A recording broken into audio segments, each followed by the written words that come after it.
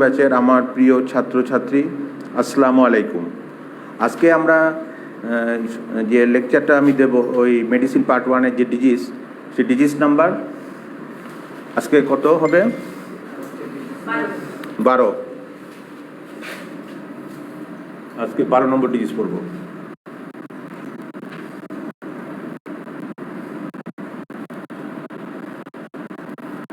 Disease নম্বর 12।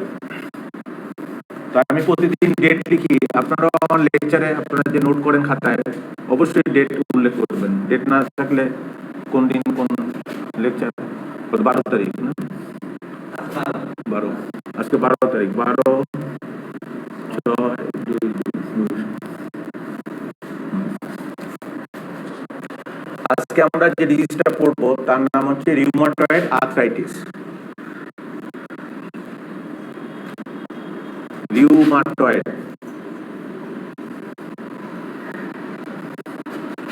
Arthritis.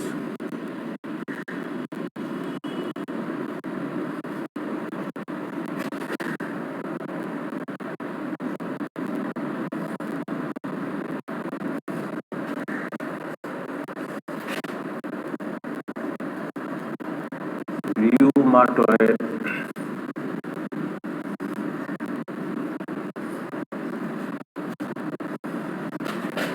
Arthritis.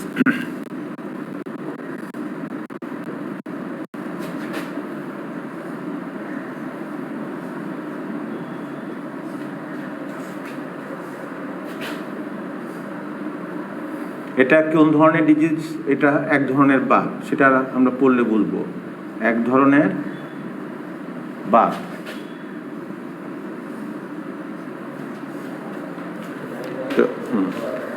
তো আমরা যে রোগটা আজকে পড়ছি সেটা এক ধরনের বাত, যেটা আমাদের মেডিকেল সায়েন্সের রোগটার নাম হচ্ছে রিউমাটয়েড আর্থ্রাইটিস।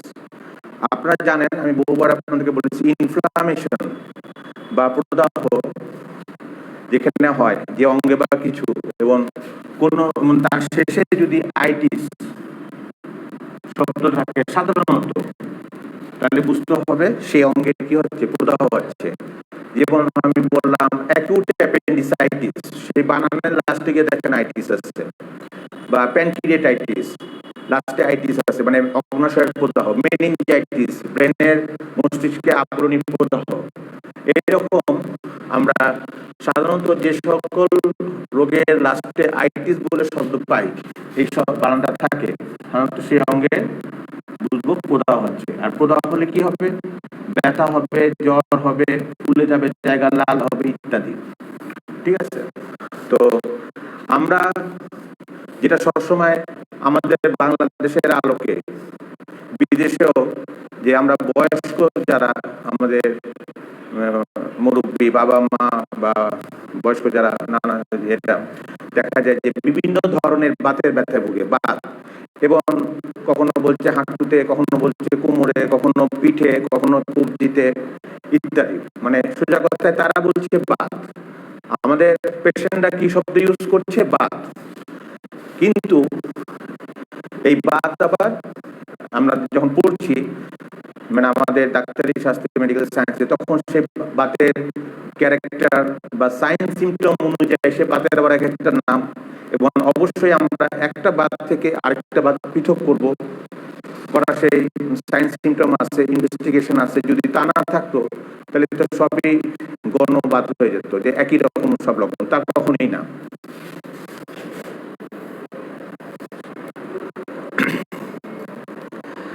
তো আর্থ্রাইটিস কথাটার মানে, এই যে আর্থ্রাইটিস, এই কথাটার মানে হচ্ছে প্রদাহ। কোথাকার প্রদাহ?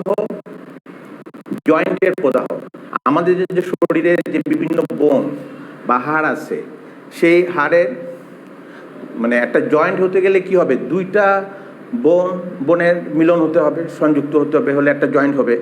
যেমন হাতের এই ডগায় এই দিকে তো আর কোনো জয়েন্ট নাই, কিন্তু এই যেখানে একটা জয়েন্ট পাচ্ছি ইন্টারফাইল, যে এখানে এই ফ্যালেন্সের মধ্যে এই জায়গায় এর সাথে আবার এইটা, আবার এই কবজিতে আসেন, মানে দুই বা ততোধিক বনে মানে মিলন ঘটলে, সন্ধি ঘটলে যেটা হয়, যে আমরা সেটাকে বলি জয়েন্ট বা সন্ধি। এই হাড়ের বা সন্ধির প্রদাহ যেটা, সেটাকে আমরা বলবো আর্থ্রাইটিস। রিউমাটয়েড থেকে দিলাম, তো সেটা হচ্ছে কি আর্থ্রাইটিস, সন্ধির প্রদাহ, মানে জয়েন্টের প্রদাহ হচ্ছে, ঠিক আছে। এইবার এইগুলোর এখন রোগীরা আমাদের কাছে এসে বলছে যে যেহেতু ব্যথা, বোনের ব্যথা, জয়েন্টের ব্যথা, তাই কি বলছে বাত।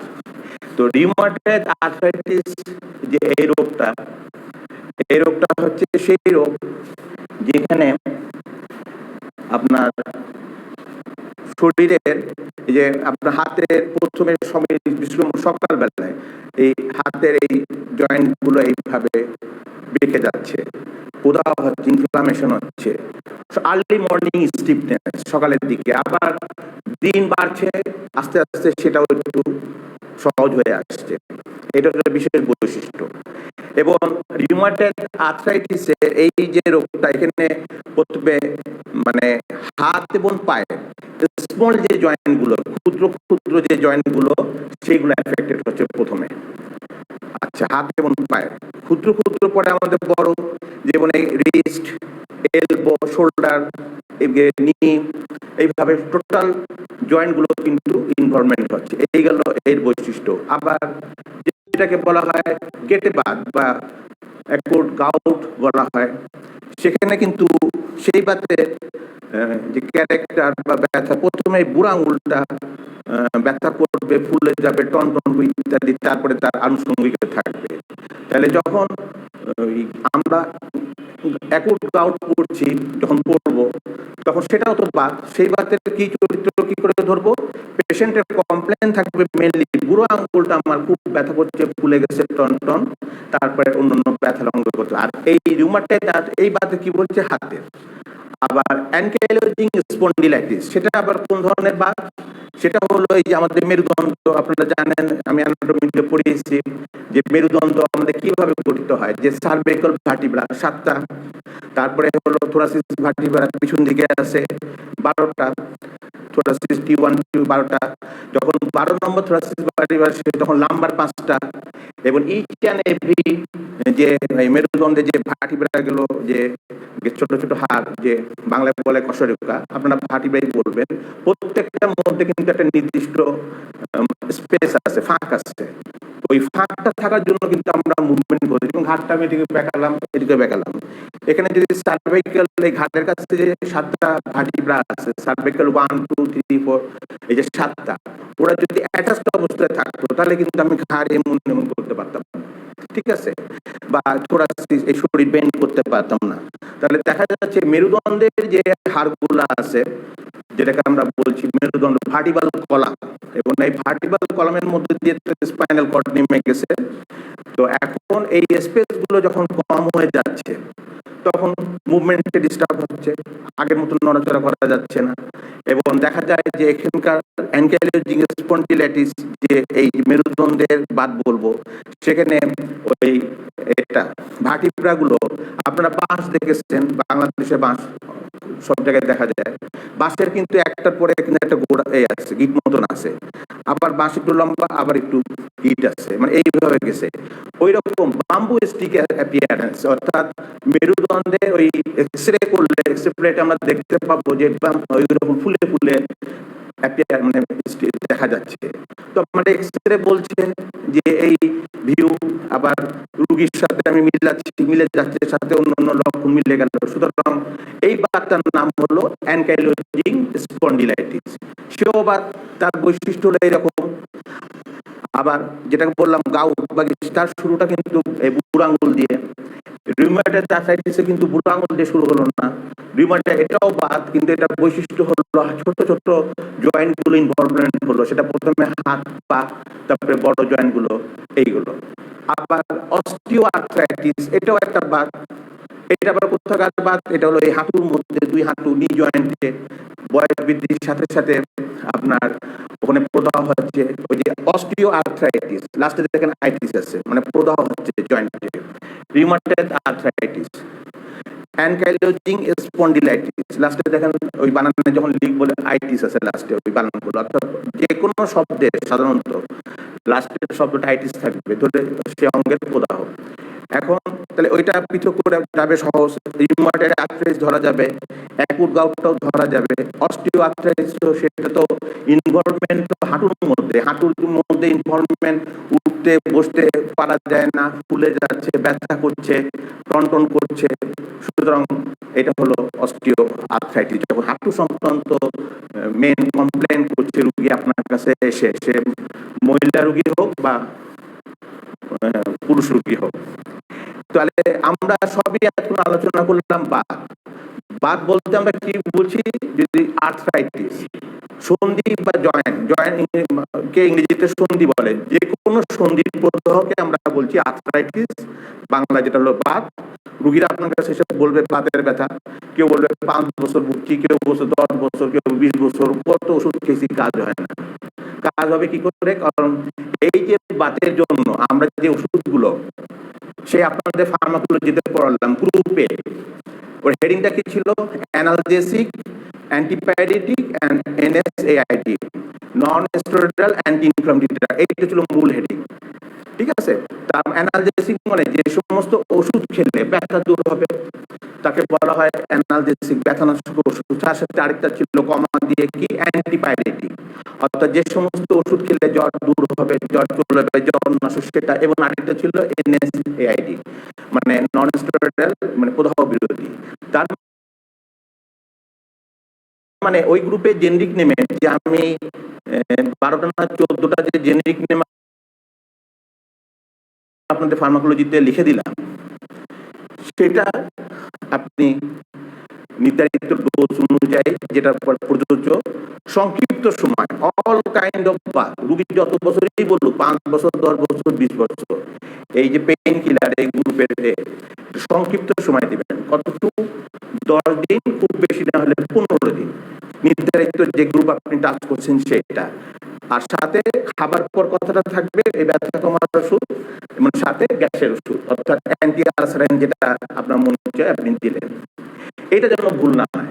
রুগী যদি বলে যে আমার গ্যাসের সমস্যাও নেই, ডাক্তার সাহেব ভালো মানুষ, আমার এসব নেই, তাহলে যেহেতু আপনি পেইন কিলার লিখেছেন, সেগুলো হচ্ছে ডাইক্লোরোপিরান সোডিয়াম হতে পারে, ইন্ডোমিথাসিন হতে পারে, আইবুপ্রোফেন হতে পারে, কিটোরোলাক হতে পারে, ডেক্সাইবুপ্রোফেন হতে পারে, ইটোরিকসপি হতে পারে, মানে যা যা আপনাদের লিখে দিছি ওই এর মধ্যে সেই নির্ধারিত ডোজ আপনি প্রয়োগ করছেন। খাবার পর সাথে অবশ্যই যদি 10 দিন দেন ব্যথার ওষুধটা, সাথে 10 দিন দেবেন গ্যাসের ওষুধটা, মাস্ট। ঠিক আছে? আদারওয়াইজ কি হতে পারে, এই জিনিসটা কালকে যখন পড়ালাম, gastric ulcer, duodenal, peptic ulcer, এই মানুষ যখন নিজের থেকে এই ব্যথা কমার ওষুধ দেখে যে একটা খেয়ে তার কমে, তারপর ডাক্তার সাহেবের কাছে আসে না, দোকান থেকে কিনছে এবং নিয়মিতই খাচ্ছে, এবং ওই খাবারটা দেয় না, ওই যে কি বলে খালি পেটে খাচ্ছে। আবার আরেকটা হচ্ছে যে গ্যাসের ওষুধ সাথে খেলো না, ফলে কি হচ্ছে এই এই গ্রুপটা কালকে যে কজ লিখলাম পেপটিক আলসারে, ওর মধ্যে কিন্তু আমি মুখে বলে দিছিলাম, লেখা হয়নি বোর্ডে, সেটা কিন্তু নেসেই, হ্যাঁ, মানে এই পেইন কিলার ওষুধ এইটা আর প্লাস স্টেরয়েড, এই দুটো ওষুধ, এটা ভয়ঙ্কর। স্টেরয়েড মানে এটা অপব্যবহার এত হয় যে চিন্তার বাইরে, বাংলাদেশে মুড়ির মতন বলা যায়। এবং স্টেরয়েডের যে ট্যাবলেট বা ইনজেকশন দিয়ে যে তাক লাগিয়ে দেয় অনেক ডাক্তার, সেটা আমি পল্লী চিকিৎসকও তাক লাগাচ্ছে, পাস করা ডাক্তার তাক লাগাচ্ছে, প্রফেসরও তাক লাগা যাচ্ছে। এবং দেখা যাচ্ছে এই কারণে আমি প্রফেসর শব্দটা সবসময় ইউজ করি, শ্রদ্ধা রেখে ইউজ করি। বাংলাদেশের অনেক স্যার আছে প্রফেসর হয়ে গেছেন, তাকে আমি অত্যন্ত অনার করি তাদেরকে, তাদের রুগী দেখার সিস্টেম, তাদের প্রেসক্রিপশনের ধারা এবং যা কিছু একটা আইডিয়াল, ওটা যদি একটা মেডিকেল স্টুডেন্ট হাতে নেয় একটা ধারণা পাবে যে হ্যাঁ স্যার দেখেছে, স্যার একটা প্রফেশনাল ডায়াগনোস এটা। আবার অনেক প্রফেসরও পাচ্ছি, কালকে বললাম প্রফেসর হয়ে গেছে, FCPS ডিগ্রি, লন্ডন থেকে ডিগ্রি, বহু কিছু ডিগ্রি, রুগীর যে চিপ কমপ্লেন সেটা কিন্তু প্রেসক্রিপশনে লেখা নেই, ডায়াগনোসিস তো দূরের কথা, ওষুধ খান লিখে ছেড়ে দিয়েছে, রুগী কিন্তু ধরেন খুলনা যশোর যেখান থেকে যাচ্ছে, ঢাকায় পর্যন্ত গেছে, বা আমাদের সাতক্ষীরার প্রফেসর অনেকে আছে। এবং আমি এভিডেন্স বা প্রমাণ ছাড়া আমি কোনো কথা বলি না, কারণ ব্যক্তিগতভাবে কোনো ডাক্তারের সাথে তো আমার কোনো কি বলে বিরোধ বা কিছু নেই। আমি এটা যখন দেখি যে একজন অ্যাসিস্ট্যান্ট প্রফেসর, অ্যাসোসিয়েট বা ফুল প্রফেসর, অথবা একজন কনসালটেন্ট, অথবা একজন MBBS ডাক্তারই যে রুগী ন্যূনতম তো ডায়াগনোসিস না লিখুক, চিপ কমপ্লেনটা তো লিখবে, উনি প্রফেসর হয়ে গেল মেডিকেল কলেজে, উনি রুগী চিপ কমপ্লেনটা লিখছে না, ডায়াগনোসিস তো দূরে থাকলো, তাহলে ওনার কাছে কি শিখবে? এই প্রেসক্রিপশনটা নিয়ে যদি ঢাকায় যায় একজন আরেকজন ডাক্তার, তখন উনি কি বুঝবে? খালি ওষুধের নাম লেখা, অথচ এটার জন্য 500-700 টাকা ভিজিট নেওয়া হয়ে গেছে, আর এক গাদা ইনভেস্টিগেশন হয়েছে। এই ব্যাপারটা আমি বললাম। সেই জন্য প্রেসক্রিপশন ফল যেটা বলছিলাম, এই নেসেট গ্রুপের এই স্টেরয়েড এটা কিন্তু দীর্ঘদিন খেলে মানে কি হবে, পেপটিক আলসার হবে, ওই এক সময় হতে হতে সে স্টোমাক বা ডিউডামে কি হলো, ফুটো এই যেটা পারফোরেশন হলো, হেমোরেজ হয়, রক্তক্ষরণ। সেই জন্য এইগুলো দিতে হবে সীমিত 7 দিন। আপনি 15 দিন লিখলেন, সে যেহেতু দীর্ঘমেয়াদী রোগী, ব্যথা রোগীগুলা মুখে বললেন 7 দিন খাওয়ার পর যদি আপনার ব্যথা চলে গেল, আপনি আর 7 দিন খাওয়ার দরকার নেই। এটাকে বলা হয় যে কাউন্সিলিং করা। রুগী দেখলাম, রুগীকে ওষুধ দিয়ে ছেড়ে দিলেই হবে না, কোন ওষুধ কতদিন খাবে, কিভাবে খাবে, বা বাদ দিলে বা করলে যে খারাপ মন্দ ভালো দিক, সেইগুলো কিন্তু তাকে করতে হবে। অর্থাৎ টোটাল একটা রুগী দেখতে আপনার কমপক্ষে 15-20 মিনিট, প্রয়োজনে আধা ঘন্টা পর্যন্ত লাগবে, যদি আপনি আইডিয়ালি রুগী দেখা করেন। তাহলে আমরা এই যে বাতের ব্যথা বলছিলাম, বাংলাদেশে কত রোগী এই বাতের ব্যথায় ভুগছে এবং কন্টিনিউয়াস এই ব্যথার ওষুধ খাচ্ছে, প্লাস স্টেরয়েডও খাচ্ছে। স্টেরয়েডটা দিলে ওই ব্যথার ওষুধের সাথে কি হচ্ছে, তাৎক্ষণিক ব্যথা আরো দ্রুত কমে যাচ্ছে। এবং রোগীদেরকে আপনি যেভাবে বলতে পারেন যে আপনি কি সরসরবিটির মতন কোন ওষুধ খেয়েছেন, বলবো যে হ্যাঁ খেয়েছে, সেইগুলো এটা। এবং এই স্টেরয়েড দেওয়া যাবে না তা বলছি না, এটা দেওয়া যাবে অবশ্যই। আমি প্রয়োজন ক্ষেত্রে আমি নেসেটের সাথে স্টেরয়েড প্রয়োগ করতে পারি, কিন্তু আমার তো সে সঠিক ডোজ মাত্রা বুঝে তারপর তো দিতে হবে, রোগীকে ব্যাখ্যা করে বুঝাতে হবে। সেই কাজ না করে আমি তাক লাগানোর জন্য দিয়ে দিলাম, তাহলে তো হবে না। এবং রোগীরা জানে যে এই ওষুধটা খেলে আর এইটা খেলে আমার ব্যথা দ্রুত সারে, এবং দীর্ঘদিন হয়তো সে 5-10 বছর ধরে স্টেরয়েডও খাচ্ছে, এই জাতীয় ওষুধ খাচ্ছে, ফলে তার বিভিন্ন উপসর্গ দেখা দিচ্ছে। আরেকটা জিনিস আমি আমার ছাত্রছাত্রীদেরকে সব ব্যাচেই বলে থাকি, সেটা হলো রোগের প্রগনোসিস বলতে হবে। প্রগনোসিস মানে হচ্ছে পরিণতি, এই ওষুধে ভালো হবে নাকি আজীবন এই রোগটা থাকবে, নাকি এই আপনি যে রোগটা নিশ্চিত বললেন যে হ্যাঁ ওষুধ দিলাম, রোগ অনুযায়ী, যেমন টাইফয়েড ফিভার আপনাদের পড়ানো হয়েছে যে 14 ডেজের যে সব কিছু শিখিয়েছে, আপনাদের যে অ্যান্টিবায়োটিক কোর্স দিলেন, সে যদি ঠিক মতন খায় তাহলে 100% ভালো হয়ে গেল। তাহলে আপনি এই রোগীকে বলতে পারতেন হ্যাঁ আমি আপনার টাইফয়েড হয়েছে, লক্ষণ যে বুঝলাম, এই ভিটাল টেস্ট করলাম, এটা করলাম, ধরা পড়েছে, চিন্তার কারণে আমার এটা আপনি কোর্সটা কমপ্লিট করবেন। অ্যান্টিবায়োটিকে মাস্ট কোর্স কমপ্লিট করতে হবে। সেটা যে আমি টাইফয়েড ফিভার এসে আমি বললাম যে অ্যাজিথ্রোমাইসিন একটা করে 5-14 দিন হয়, এটা হচ্ছে কিন্তু অনলি ফর টাইফয়েড রোগের ক্ষেত্রে প্রয়োগ করলাম। অন্য সাধারণত আরটিআই, রেসপিরেটরি ট্র্যাক্টের যে কোনো ইনফেকশন হোক, ইউটিআই হোক, এসএসটিআই হোক, স্কিন অ্যান্ড সফট টিস্যু হোক, বা নাক কান গলা সংক্রমণ, সেইগুলোতে অ্যাভারেজ আমাদের যে অ্যান্টিবায়োটিকের যে কোর্সটা থাকে, যেটা আপনি দিচ্ছেন, সেটা 7 দিন। ঠিক আছে? আর রোগী যদি নিতান্ত 7 দিন না করতে পারে, মানে কমপক্ষে যেন 5 দিন খায়, বা 7 দিন তো 5 দিন খাবে কেন, তাকে বোঝাতে হবে যে 7 দিনই খাবেন আউটপুটটা ভালো পেতে গেলে। এবং আমি রুগীটা যখন ওই অ্যান্টিবায়োটিক খাওয়া শুরু করলো, 3 দিন পরে সে ভালো অনুভব করলো, এবার বাকি 4 দিন আর খেলো না। এই যে খেলো না, এইটাই করে কিন্তু এই আসছে, যেটা গণপ্রজাতন্ত্রী আমাদের বাংলাদেশ সরকারের যে স্বাস্থ্য অধিদপ্তর থেকে তো নিষেধ করছে, পত্রপত্রিকায় স্বাস্থ্য বিজ্ঞাপন দেওয়া হচ্ছে কি যে রেজিস্টার্ড ডক্টর ছাড়া খাবেন না বা খুচরা কিনবেন না, এই যায়। এবং এটা বিশেষ সতর্কতা অবলম্বন করতে হবে। আরেকটা ছিল অস্টিও আর্থ্রাইটিস, তো সেটার বেলায় এই হলো এই হাঁটু ইনভলভমেন্ট হচ্ছে। এই রোগে বলতে হবে যে মা বা বাবা যে বয়স হোক, যে আপনার যে বাতের ব্যথাটা, এটা কিন্তু আপনার সারা জীবন থাকবে, বিশেষ করে শীতকালে বাড়বে, গরমকালে কমবে, এটা একটা ধারণা। আর আপনি অহরহ খাবেন না, বুঝে বলতে হবে। এবং এখানে দেখেন বয়স বাড়ার সাথে সাথে যে বোন বা হাড় ভিতরে তো ডেন্সিটি কমে যাচ্ছে, ঘনত্ব ডেন্সিটি যখন ক্ষয় হচ্ছে ভিতর থেকে, সেটা বাইরে থেকে বোঝা যাচ্ছে না। যখন একটা জিনিস যে আমরা যদি বলি এরকম যে যুবক যুবতী, তারপরে কি বৃদ্ধ হয়ে যায়, তো বৃদ্ধ হলে তো যুবক বয়সের যে স্ট্রেংথ শক্তি সেটা থাকে না। বোনগুলো তো তাই, বোনের যে স্ট্রেংথ যুবক যুবতী বয়সে যে মানে শক্তিটা ছিল, বয়স বৃদ্ধির সাথে অটোমেটিক বোনের কিন্তু ইন্টারনাল ক্ষয় হচ্ছে। এবং অস্টিওপোরোসিস বলে একটা রোগ আছে, যেখানে মানে বোনটা মানে ভিতর থেকে ভেঙে পর্যন্ত যায়। হ্যাঁ, যেমন এমন ভেঙে যায় যেটা জোরে হাঁচি দিল, কাশি দিল জোরে, তাতে কিন্তু এখানে ফ্র্যাকচার হয়ে গেছে, ভেঙে গেছে। তাহলে ওই রোগীটার বোনের আভ্যন্তরীণ ক্ষয়টা কেমন হয়েছিল, এটা চিন্তা করেন। যে এক জোরে কাশি দিচ্ছে বা কিছু বা পড়ে গেল, তাতেই ভেঙে গেছে বোনটা। তার মানে ইন্টারনাল ক্ষয় হয়। কেমন ক্ষয়? মৌচাক দেখেছেন, মৌচাকের মধ্যে যখন এই মধু চলে গেল, মানে এই খোপ খোপ মতন থাকে, সে বনের মধ্যে এরকম ফাঁকা ফাঁকা খোপ হয়ে গেছে। আগে তো ভরাট ছিল, ক্যালসিয়াম ছিল, ফসফরাস ছিল বনের যে গঠনে, সেগুলো তো এখন আর নাই। ফলে ভিতরটা বন উপরে দেখা যাচ্ছে ঠিক আছে, কিন্তু ভিতরে তো ক্ষয় হয়ে গেছে। ফলে এই যে ক্ষয় হচ্ছে, এটা তো একটা ডিজেনারেটিভ প্রসেস। এটা তো বয়সন্ধি, মানে বয়স বৃদ্ধির সাথে সাথে এটা ঘটছে। 40, 50, 60, 70, 80, তারপর দেখা যায় অনেকে দেখেছেন এইভাবে, তাই না? তাহলে আমি এই ধরনের বাচ্চা রোগীকে যেটা বলতে হবে যে আমি যে প্রেসক্রিপশন করলাম, আপনি যেটা করছেন আর কি, সীমিত ওষুধ দিলেন, রোগটা ব্যাখ্যা করলেন, এবং সে যদি মনে করে যে আমার এই এমন কোনো ওষুধ আছে নিশ্চয়ই যেটা খেলে এই আমার হাঁটুর ব্যথা বা ভালো হয়ে যায়, না, এমন কোনো ওষুধ পয়দা হয়নি এখনো যে আর্থ্রাইটিস সেই ওষুধখানার একখান কোর্স কমপ্লিট করলে জীবনেও আর বাত হবে না। সুতরাং আবার এটাও বলতে হবে শীতকালের দিকে এগুলো বাড়ে। সুতরাং শীতকালের রুগীগুলা যখন বাতের ব্যথা, সেই মুহূর্তে আপনি তাকে ওষুধও দিলেন, অভয়ও দিলেন, ব্যাখ্যা করলেন যে সামনে দেখবেন গরমকাল আসবে, তখন আর ওইটা কমে যাবে, তখন সে বুঝলো। আর না হলে সে খালি চরকির মতন ঘুরবে। এবং যে পয়সা দিয়ে যে ক্যালসিয়াম প্রচুর মানে বিক্রি হয়, আমরাও লিখছি, লিখতে হবে ক্যালসিয়াম বনের এটা করছে, কিন্তু 1 গ্লাস দুধ যদি প্রতিদিন খায় সেই যুবক যুবতী, কিশোরী থেকে শুরু করে, তো দুধে তো অনেক কিছুই আছে, হ্যাঁ, ওর মধ্যে ক্যালসিয়ামও আছে। তাহলে আমি পয়সা দিয়ে ক্যালসিয়াম কিনলাম না, আমার জানা আছে যে দুধ তো এমনি পুষ্টিকর, সবচেয়ে আদর্শ খাদ্য, সাথে তার প্রোটিন থেকে যা যা আছে ক্যালসিয়াম পাচ্ছে। তো 1 গ্লাস করে যদি ছোটবেলা থেকে দুধ খাচ্ছে, বড় হলে বৃদ্ধ তাহলে দেখা যাচ্ছে সে ক্যালসিয়ামটা ওইভাবে পাচ্ছে। তারপর আমাদের ক্যালসিয়াম দিতে হয়, কারণ অনেকে বাংলাদেশে দেখবেন যখন বলবেন যে আপনি দুধ খাবেন, তাহলে দুধ খেলে আমার গ্যাস হয়, এইরকম যা খাবে তাতেই বলছে আমার গ্যাস হয়, তাহলে কোন দিকে যাবে?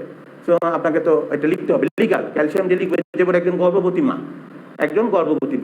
গর্ভকালের প্রথম 3 মাস আপনাদেরকে আমি যে গাইনি পড়িয়েছি, সেখানে কি থাকবে, যে ট্যাবলেটটা থাকবে সেটার মধ্যে ফলিক অ্যাসিড এবং জিঙ্ক থাকবে, ওটার মধ্যে ক্যালসিয়াম এই আয়রন থাকছে না। আবার যখন 3 মাস পার হলো, 4 মাস থেকে ডেলিভারি হওয়ার আগের দিন পর্যন্ত একটা আয়রন থাকবে, একটা ক্যালসিয়াম থাকবে। কিরকম থাকবে সেটা? সেখানে iron plus folic acid zinc, যেমন সে জিপসিআই ক্যাপসুল, হ্যাঁ, তো ওর মধ্যে কার্বনিন আয়রন আছে থাকবে, এবং সেটাই গর্ভবতী মা বলে সে একটা করে খাবে, খাবার পর সাথে সেদিন থেকে ডেলিভারি একটা করে ক্যালসিয়াম খাবে, ঠিক আছে, একটা করে খাবে ডেলিভারি হওয়ার আগ পর্যন্ত। তবে ক্যালসিয়াম যে ডেলিভারি হওয়ার আগ দিন পর্যন্ত খাবে, এটা আপনাদেরকে আমি বলেছিলাম গর্ভবতী মার ক্ষেত্রে এটার মধ্যে আবার ফ্যালাসি আছে, কোনো গাইনি বিশেষজ্ঞ 8ম মাসে বন্ধ করে দেন, কেউ আবার শেষ পর্যন্ত যাক। তাহলে সেখানে তো আমার ক্যালসিয়াম দিতেই হবে গর্ভবতী মাকে, না হলে মায়ের যে গর্ভস্থ সন্তান এবং মায়ের যে পুষ্টি ঘাটতি হবে। সুতরাং সেটা আমাদের লিখতে হবে। তাহলে বিভিন্ন জায়গায় আমরা এটার জন্য তাহলে ট্রিটমেন্টের মধ্যে আমরা যখন আসবো, তখন এই গ্রুপটা যে পড়িয়েছি সেই গ্রুপের আজকে কয়েকটা আমি লিখে দেবো, সেটা দেবো সীমিতভাবে। সাথে দেখেন এই যে পেইন বা ব্যথা হচ্ছে, এই পেইন বা ব্যথা আপনি টের পাচ্ছেন কি করে? যেখানেই হোক, হাঁটুতে হোক, কোমরে, সেটা তো নার্ভের মাধ্যমে যাচ্ছে, স্নায়ুর মাধ্যমে যাচ্ছে। তাহলে আমি পেইন কিলার দিলাম, সাথে যদি আমি নার্ভের স্টিমুলেশন করতে পারি, যে ব্যথাটা কমাই দিতে পারি নার্ভের মাধ্যমে, যে চিমটি কাটলাম বা পায়ে একটা পিঁপড়া কামড় দিয়েছে, আমি কিন্তু তাকাইনি, টের পেয়েছি যে পায়ে একটা পোকামাকড় বা পিঁপড়া, আমি ব্রেনে কিন্তু চলে গেল, হ্যাঁ, নার্ভ সেটা অনুভূতিটা গেল। তাহলে আমি এটা যে পেইন কিলারটা দিলাম এই গ্রুপটা, হ্যাঁ, সীমিত আকারে, তার সাথে অবশ্যই গ্যাসের ওষুধ, এটা তো বাধ্যতামূলক দিলাম, প্লাস আমি যেমন B1 যেটা এই B1 B2 B6 এর যে কম্বিনেশনটা, সে নিউরোবেস্ট হোক, নিউবিয়ন হোক, যাক, এটারও আমি একটা দিলাম। তাহলে আমার কিন্তু কাজটা আরও ভালো হলো। তাহলে মানে এই যে পেশেন্টটা আসছিল, তার ওই নার্ভ এন্ডিংগুলা সচেতন হলো, ভালো কাজ করবে এবং পেইনটা কমে যাবে। আবার আরেকটা, এই রুগীটা এইভাবে গেল, 1 দিন 2 দিন, মানে কয়েকদিন গেল, আপনি এখন আরেকটা আছে প্রিগাবালিন, হ্যাঁ, সেটাও ওই নার্ভের উপরে কাজ করে। তো এক প্রেসক্রিপশনে তো সব ঢুকালে হবে না, তাই না? তাহলে তো বলা যায় এই রোগ হচ্ছে দুর্বল, তাহলে একটা ভিটামিনও লিখি, তাই না? তো ওই রকম তো সব একটার মধ্যে জোর। আমাকে সবসময় যেটা বলছি যে চিপ কমপ্লেন্টের উপরে জোর দেন। রুগী হয়তো 10টা কমপ্লেন বললো, আপনি বেছে নিয়ে যেটা মূল, তাহলে আপনি এটা দিলেন, এইটা, আর সাথে এই একটা নিউরোবেস্ট বা এই জাতীয় একটা দিলেন, তাহলে আপনি রেজাল্ট। আবার আরেকটা রুগী আসলো, তাকে এটা দিলেন না, B1 B2 B6 এটা দিলেন না, না দিয়ে কি দিলেন, শুধু এইটাই পেইন কিলার। যার যেমন গুরুত্ব প্রয়োজন, সবাইকে যে যোগ করতে হবে তা না, আমি এটা বললাম। মানে আপনার প্রেসক্রিপশনটা কেমন হবে? এই রুগীটা আসলো একটা প্রেসক্রিপশন 1, 1 মাস পরে যখন আসলো, আপনি শুনলেন আমার ওষুধ কেমন হয়েছে না হয়েছে। প্রেসক্রিপশন 2, তখন এসেট গ্রুপের অন্য একটা পেন কিলার দিচ্ছেন, সাথে ওইটা যোগ করলেন। ঠিক আছে? এইভাবে আপনাদের প্রেসক্রিপশনের ধারা নিজের কাছে থাকতে হবে যে আমি একটা প্রেসক্রিপশন এরকম করবো, আরেকটা প্রেসক্রিপশন 5 ধরনের রুগীকে আমি 5 ভাবে ট্রিট করলাম। এখানে স্যার আমাদেরকে আমি শিখিয়েছি আপনাদের হয়তো কত 14টা পেন কিলার, হ্যাঁ, এই গ্রুপের কাউকে আপনি টেটোকসপি দিলেন, কাউকে ডাইক্লোফেনাক সোডিয়াম দিলেন, আরেকজনকে আইবুপ্রোফেন দিলেন, বিভিন্ন এমন ফলো আপ করতে হবে। সারা জীবন রুগী যদি ফলো আপ না করেন আপনার নিজের উপর আত্মবিশ্বাস আসবে না। আর এখন তো ফলো আপ করা কি খুব সহজ, প্রত্যেকের পকেটে কি আছে, মোবাইল ফোন আছে। আর প্রত্যেকে যে প্রথম দিন শিখিয়েছি রুগীর নাম ধাম মোবাইল নাম্বার নেবেন, তারপরে রুগীরা যখন ভালো হয়ে যাবে তখন কিন্তু আপনার কাছে এসে বলবেন না যে ডাক্তার সাহেব আমি ভালো হয়েছি, হ্যাঁ, যখন আসানোর ভিতরে তখনই সাধারণ। তারপরে আপনার যেহেতু আপনি পল্লী চিকিৎসক, আপনার তো নিজের কনফিডেন্স আনতে হবে নিজের উপরে যে আমার ওষুধ কেমন কাজ করলো নাকি করলো না, এটার একটা প্লাস মাইনাস আপনি করলে আপনার আত্মবিশ্বাস বাড়বে। তখন আপনি যে মোবাইল করবেন সেই রুগীর ঠিকানায় কোর্স শেষ হওয়ার পর যে ভাই তুমি কেমন আছো, আমার ওষুধটা খেয়ে, তাতে আপনার রুগীর সাথে যে আপনার ডাক্তার রুগীর যে সম্পর্ক সেটা কি হবে, ভালো হবে। কিন্তু বাংলাদেশের ডাক্তার রুগীর সম্পর্ক কিরকম, সাপে নেউলে এরকম সম্পর্ক, তাই না? এই যে এখানে কি একতরফা রুগীরাই দোষী যে রুগীদের কারণে অমুক জায়গায় ভাঙচুর হয়ে গেল, হ্যাঁ, ডাক্তারের গায়ে হাত তুললো? আমি অবশ্যই বলবো যদি নিরপেক্ষ দৃষ্টিকোণ থেকে বলতে হয় এটা বিচার বিভাগীয় সেই ঘটনার তদন্ত করতে হবে। বাংলাদেশের স্বাধীনতার পর থেকে এই 50 বছরে আমি পাস করেছি 90-তে ময়মনসিংহ মেডিকেল কলেজ থেকে, তাহলে আমার এরকম 31 বছর ডাক্তারি জীবন পার হয়েছে। তো আমি আমার ডাক্তারি জীবনের এই 30 বছরে দেখিনি যে কোনো একজন ডাক্তারের অপকর্ম, দুর্নীতি না, টাকা পয়সা আত্মসাৎ না, রুগীর সাথে মানে মিসবিহেভ করে রুগীকে মানে ক্ষতিগ্রস্ত করেছে বা রুগীকে তার ভুল চিকিৎসায় রুগী মারাই গেছে বা কিছু, কোনো একটা বিচার হয়নি। সব দোষ রুগী পক্ষে। রুগীরা যে ভাঙচুর করলো আপনি তদন্ত করে দেখেন কেন সেই ভাঙচুরের কথা বললো। ইমার্জেন্সিতে রুগী গেল, ডাক্তার সাহেব নেই, এবং ছবি দেখা যাচ্ছে ইমার্জেন্সি মেডিকেল অফিসারে চেয়ারের মধ্যে বিড়াল বসে ঘুমাচ্ছে। তো একটা হসপিটাল, সরকারি হসপিটালে যদি ইমার্জেন্সি মেডিকেল অফিসার তো 3 জন, মর্নিং ইভিনিং নাইট শিফটে আছে।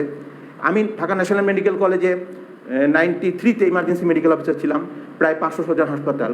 আমি খুব ভালো করে জানি যে ইমার্জেন্সি ডিপার্টমেন্টে কী ধরনের রুগী আসছে এবং সেই ডাক্তারকে কতটুকু সচেতন হবে।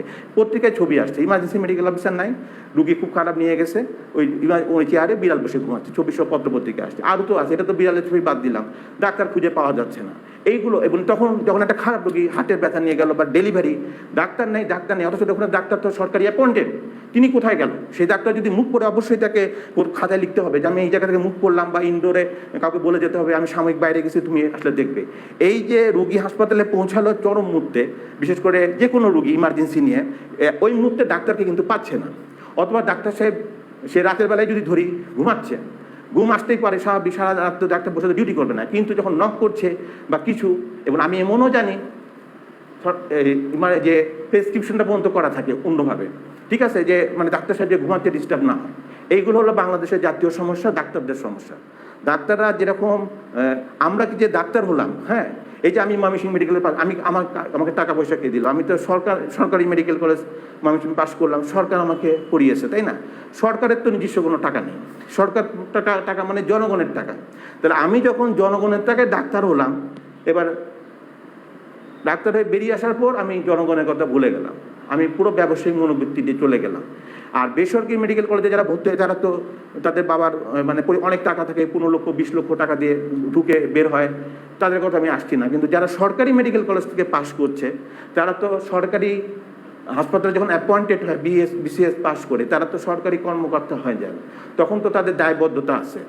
এই দায়বদ্ধতা যতদিন বাংলাদেশে সৃষ্টি না হবে তখন এই ধরনের যে ডাক্তার রুগীর সম্পর্কটা এই ধরনেরই করতে থাকবে। এবং আমি যদি নিরপেক্ষ দৃষ্টিতে বলি, আমার হাতে অনেক এভিডেন্স আছে, প্রমাণ জাতীয় দৈনিকে আসছে, পত্র পত্রিকা সহ, যেগুলো আসলে তদন্ত যেটা ঘটে কি যে জেলায় ঘটে সেই জেলার মাননীয় সিভিল সার্জন মহোদয় একটা ঠিক করেন তদন্ত কমিটি ওই ঘটনা ঘটার পর, এবং কি ঘটলো তার রেজাল্ট কিন্তু আর নেই। সে ডাক্তারের যেমন আরেকটা বলি যে আপনাদের সকাল একটা ওয়ার্কিং ডে মেহেরপুর না কোন জেলায় 250 শয্যা সরকারি, ওদিকে সমস্ত ডাক্তার ফ্যামিলি সহ পিকনিকে চলে গেছে, দূর দূরান্ত থেকে 250 শয্যা, সেটা আমার কাছে আছে এখন। আর আমি এভিডেন্স ছাড়া কোনো কথা বলি, এভিডেন্স ছাড়া প্রমাণ ছাড়া কথা বলে তো ধরা পড়তে হবে যে আমি করছি। তাহলে যেটা ওয়ার্কিং ডে সেই দিনে সেই ডাক্তাররা কি করে পিকনিকে চলে গেল?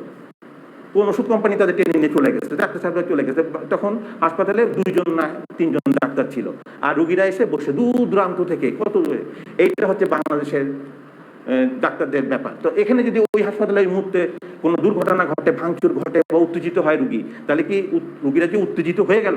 এর পিছনে তো ডাক্তাররাই দেয়। ডাক্তাররা যেদিন ওয়ার্কিং ডে, শনিবার থেকে ওই ওয়ার্কিং ডেটা সে প্রশাসনকে জানানো না, কিছু জানানো তো পিকনিকে গেছে তারা, এটা তো প্রশাসনকে জানানো না, এটা তাদের চরম অবৈধ কাজ এবং কি বলবো আইনত দণ্ডনীয় অপরাধ। এবং এই অপরাধটা কত ধারায় পড়বে ওই বিভাগীয় তদন্ত করলে হবে না। বিভাগীয় তদন্ত সব সময় তো পাচ্ছি আমরা নির্দোষ বা রেজাল্ট জানছি না, এটা বিচার বিভাগীয় তদন্ত হতে হবে। ডাক্তারদের যত অপকর্ম ঘটে এই ডাক্তার রোগীর সম্পর্কে যে খারাপ সম্পর্কটা ঘটে যায়, এক হাতে তালি মাঝে না, দুই দিকে নিরপেক্ষ দৃষ্টিতে দেখতে হবে।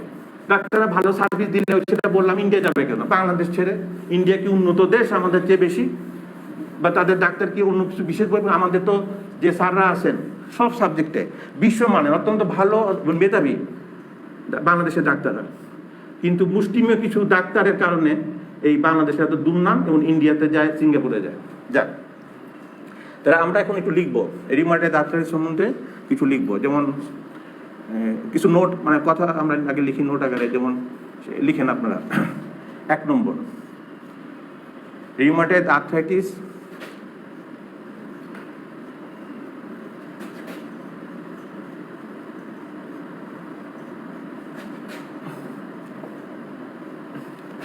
রিউমাটয়েড আর্থ্রাইটিস এক ধরনের বাত রোগ।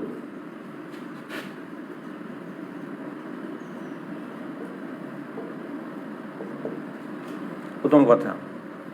2 নম্বর হলো পুরুষদের তুলনায় মেয়েরা বেশি আক্রান্ত হয়।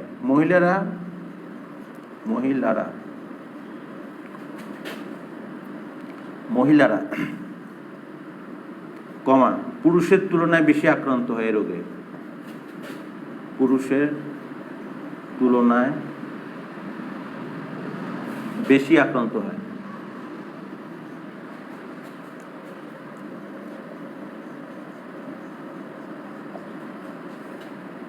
পুরুষের তুলনায় বেশি আক্রান্ত হয়। এই গেল প্রথম। তাহলে আমরা এই রোগটা পাচ্ছি, মহিলারা বেশি আক্রান্ত হন এই রোগে পুরুষের তুলনায়। 3 নম্বর পয়েন্ট হচ্ছে সাধারণত 30 থেকে 50-এর দিক থেকে এই রোগের মানে যাত্রা শুরুটা হয়। সাধারণত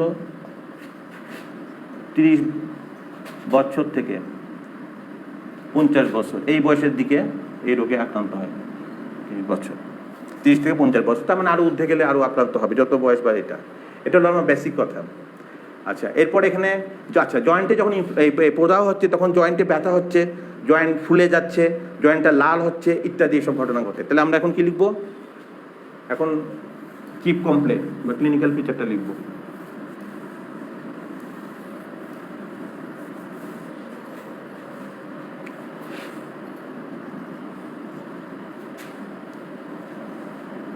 আচ্ছা, এখানে যে প্রদাহটা হলো, প্রদাহের যে বৈশিষ্ট্যগুলা, ইনফ্লামেশনের কি বৈশিষ্ট্য, যে অঙ্গেরই হোক, ব্যথা হবে, পেইন থাকবে, জায়গাটা টেম্পারেচার তাপ পাওয়া যাবে, জায়গাটা সোয়েলিং হবে, ফুলে যাবে, জায়গাটা রেডনেস লাল হবে এবং ফাংশিওলিসা মানে ওই অংশের মধ্যে কাজ করতে পারবে না। যখন আমার এইগুলো এফেক্টিভ ইনফ্লামেশন হয়েছে আমি আর মুভ করতে পারছি না, এটা হচ্ছে একটা ইনফ্লামেশনের মানে প্রদাহ তো মুখে সবসময় বলছি, তো মানে এটা ক্রাইটেরিয়া।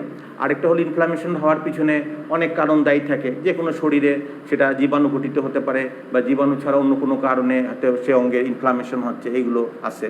তো এখানে যে যে রিউমাটয়েড এর যে প্রকৃত কারণ সেটা কিন্তু এখনো পর্যন্ত ওইভাবে আসেনি। তারপরে হয় অনেক সময় দেখা যায় যে রক্তের সাথে কোনো বিশেষ ব্যাকটেরিয়া ভাইরাস মিশে যে একটা নির্দিষ্ট জয়েন্টে গিয়ে এফেক্ট করলে সেখানে এটা ঘটলো। তো যাক, এখন আমরা যেটা লিখবো সেটা হলো চিপ কমপ্লেনটা। এই রিউমাটয়েড আর্থ্রাইটিস আমি ধরবো, হ্যাঁ, যে রুগী যখন কি লক্ষণ দেখলে বা চিপ চিপ কমপ্লেন, বা আমি যখন ক্লিনিক্যাল ফিচার কথাটা লিখি, এটা খাতায় আমার বহুবার লিখছি। ক্লিনিক্যাল ফিচার মানে হচ্ছে সিমটমস প্লাস সাইন। তাহলে ক্লিনিক্যাল ফিচার বলতে সিমটমস বলতে কি, রুগী মুখে যা বলছে, রুগী মুখে কি বলছে, আমার জ্বর হয়েছে, আমার কাশি হয়েছে, আমার বমি হচ্ছে, আমার দুর্বলতা, তাহলে রুগীর এগুলো লক্ষণ, হ্যাঁ, মানে রূপ বললো, সেটা হলো সিমটম। আর সাইন হচ্ছে ডাক্তার সাহেব রুগীর দেহ পরীক্ষা করে যেটা পাচ্ছেন, সাইন মানে সেই লক্ষণটা, যেমন ধরেন আমি ব্লাড প্রেশার মাপলাম, তাহলে বিপি পেলাম সে কথা 125/80 যা পেয়েছি, তাহলে এটা কিন্তু সাইন ব্লাড প্রেশার। তারপরে আমি এখানে যেটা এনিমিয়া দেখলাম, জন্ডিস দেখলাম, তাহলে এটা তো আমি রুগীর দেহ পরীক্ষা করছি। হয়তো আমি এনিমিয়া পেলাম 1+2+, না পেলে মাইনাস, জন্ডিসটা দেখলাম, পায়ে মেডিয়াল ম্যালুরাসে গিয়ে চাপ দেখিয়ে দেখলাম ইডিমা, পানি জমেছে কিনা পায়ে, তাহলে এইগুলো হচ্ছে সাইন। তাহলে সোজা কথা, ডাক্তার রুগীর দেহ পরীক্ষা করে, শারীরিক পরীক্ষা, বা দেখলাম স্টেথো দিয়ে আমি হার্ট দেখলাম, হার্টের মধ্যে দেখলাম হার্ট সাউন্ডটা কেমন, বা যদি শ্বাসকষ্ট হাঁপানি রুগী হয় এখানে অ্যাডেড সাউন্ড পাচ্ছি, রংকাই গ্লেস পাচ্ছি, তাহলে এটা তো আমি পরীক্ষা করছি, এটা তো আমি না এমনি না রুগীর কথা। রুগী এখন এইগুলো হচ্ছে সাইন, যা রুগীর দেহ। আর সিমটমস বলতে রুগী মুখে যেসব কমপ্লেন করছে, এই হলো, এই দুটোর সমন্বয় হচ্ছে ক্লিনিক্যাল ফিচার। তো আপনারা এটা যখন এই ব্যাখ্যা করলাম, আর C/C যখন লিখছি তখন রুগীর কমপ্লেনটা লিখছি। রুগী বলছে আমার এখানে ব্যথা করছে বা জ্বর হয়েছে, সাথে আপনি ডিউরেশন লিখবেন, জ্বরটা কতদিন, ব্যথাটা কতদিন, বা পাস্ট হিস্ট্রি নিবেন যে কত বছর ধরে ইত্যাদি এগুলো। তাহলে আজকে এটা হলো চিফ কমপ্লেন যখন লিখছেন, খালি রুগীর প্রধান সমস্যাগুলো 1, 2, 3 যেটা, আর ক্লিনিক্যাল ফিচার বলতে রুগীর চিফ কমপ্লেন প্লাস আমি যে প্রথম দিন যে লেকচারে দিয়েছি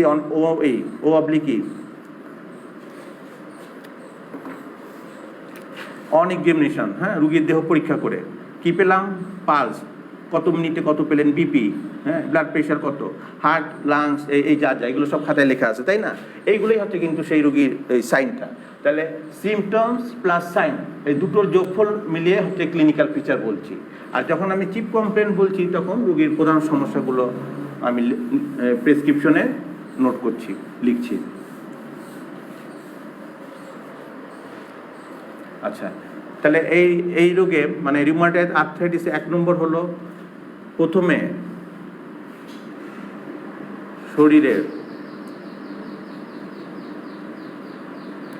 শরীরের হাত এবং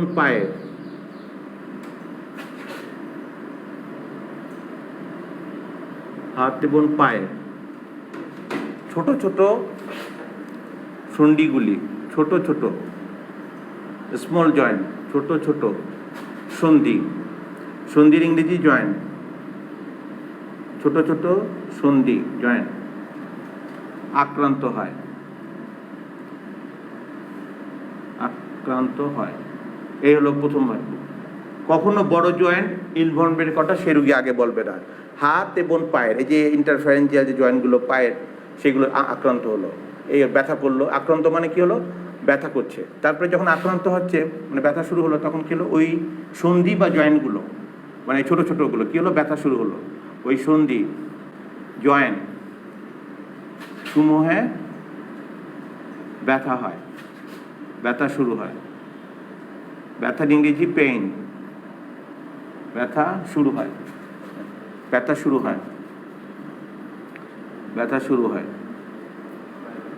3 নম্বর কি হলো, ওই সন্ধি মানে যেখানে অ্যাফেক্টেড জয়েন্ট, হ্যাঁ,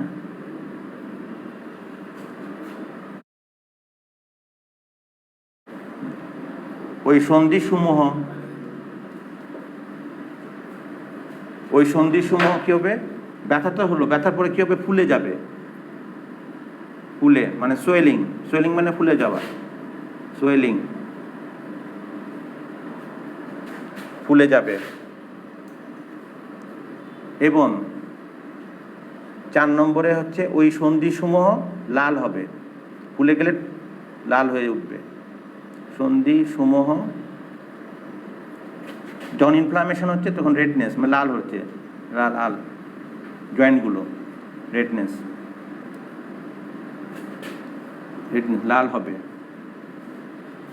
5 নম্বর হলো যে আপনার প্রথমে তো ব্যথা হলো, ব্যথার পরে সন্ধিটা ফুলে গেল, লাল হলো, টন করছে এবং মুভমেন্ট রেস্ট্রিক্টেড হচ্ছে। মানে ওই 5 নম্বর পয়েন্ট লিখেন যে ওই সুন্দর সময় আমি যে এই দেখেন আঙুল সুন্দর ভাঁজ করছি, কোনো ডিস্টার্ব নেই।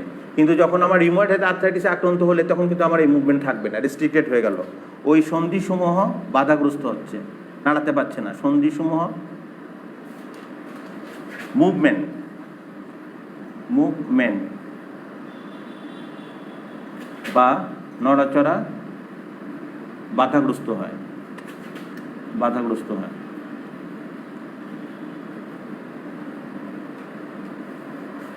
আচ্ছা, তাহলে দেখেন সেই ইনফ্লামেশনের যে ক্যারেক্টারটা, চরিত্রটা দেখেন যা ছিল, ব্যথা হবে, এখানে ব্যথা করছে। ইনফ্লামেশনের আরেকটা ক্রাইটেরিয়া হলো সোয়েলিং হবে, হ্যাঁ জয়েন্টগুলো ফুলে গেছে। তারপরে লাল হলো, রেডনেস, আর মুভমেন্ট রেস্ট্রিক্টেড হলো, ফাংশন কমে গেল। তার মানে ইনফ্লামেশন কথাটা তো মানে প্রদাহ, শরীরে যে জায়গায় হোক ইনফ্লামেশন ঘটলে এই জাতীয় জিনিস ঘটে। যাক, তাহলে রিউমাটয়েড আর্থ্রাইটিসের রুগী পুরুষ বা মহিলা সাধারণত 30 থেকে 50 বছর বা তার ঊর্ধ্বে যখন আক্রান্ত হলো, প্রথমে স্মল জয়েন্ট অফ দ্য আপনার এই হ্যান্ড, হাতের হ্যান্ডস এবং এই টো, পায়ের আঙুলগুলো ফুললো। এরপরে কী হলো, এরপরে হবে বড় জয়েন্টগুলো আক্রান্ত হবে, 6 নম্বর। আচ্ছা, এখানে মর্নিং স্টিফনেস হবে 6 নম্বর। এই যে এদের মধ্যে সকালবেলায় উঠে যে এরকম হাতটা এইভাবে বেঁকে থাকে, হ্যাঁ, তাহলে 6 নম্বর পয়েন্ট লিখেন, এই জয়েন্টগুলোকে মর্নিং স্টিফনেস, সকালের দিকে এইগুলো স্টিফ হয়ে যায়, শক্ত হয় বেশি, এবং দিন বাড়ার সাথে সাথে আবার এটা আস্তে আস্তে ঢিল হয়, মানে কমতে থাকে। 6 নম্বর পয়েন্ট হলো স্পেশাল পয়েন্ট এই রোগের, মর্নিং স্টিফনেস, সকালে শক্ত হয় জয়েন্টগুলো, মর্নিং স্টিফনেস, স্টিফনেস।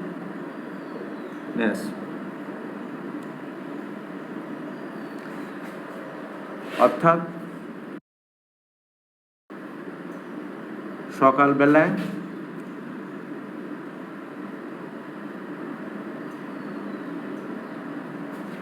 ওই জয়েন্ট সমূহ শক্ত হয়, এটা স্পেশাল বৈশিষ্ট্য, শক্ত হয়। এবং দিন বাড়ার সাথে সাথে, মানে যখন রোদ উঠলো, দুপুর হলো, বিকেল গেল, এবং দিন বাড়ার সাথে সাথে দিন বৃদ্ধি পাওয়ার, মানে দিন বৃদ্ধি কতটা ঠিক হলো না ঠিক মতন, দিন বৃদ্ধি পাওয়ার সময় পাওয়ার ভাষা, হ্যাঁ, পাওয়ার বেলা বৃদ্ধি, দিন না, বেলা বৃদ্ধি পাওয়ার সাথে সাথে ওই সন্ধিসমূহ ধীরে ধীরে সচল হতে থাকবে, নড়াচড়া করতে, ধীরে ধীরে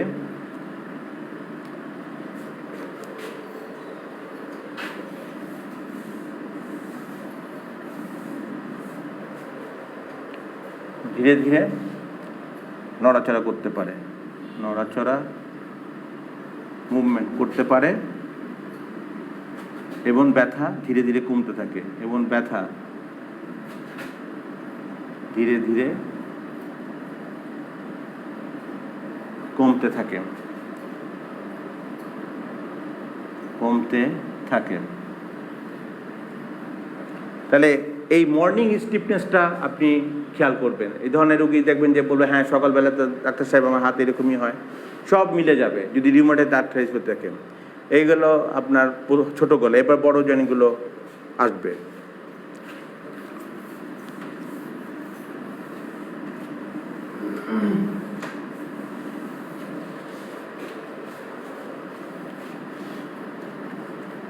কত নম্বর পয়েন্ট লিখেছিলাম এখানে? 6। এবার 7 নম্বর। এরপর আচ্ছা, এই যে রিউমাটয়েড আর্থ্রাইটিসের যে এই যে সন্ধিগুলোর ব্যথা, এগুলো কিন্তু একক না, মানে ধীরে ধীরে সেই রুগী, যে রুগী আসলো, ধীরে ধীরে শুরু হয়। হ্যাঁ, এই বাতের এই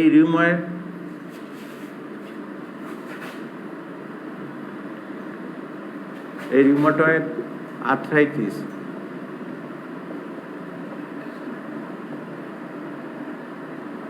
এর বিভিন্ন জয়েন্ট বা সন্ধির ব্যথা, পেইন ধীরে ধীরে শুরু হয়। সেই রুগী যখন প্রথম শুরু হলো, ধীরে ধীরে শুরু হয়, এটাও একটা বৈশিষ্ট্য, ইনসিডিয়াস শুরু হয়। এবার 8 নম্বর।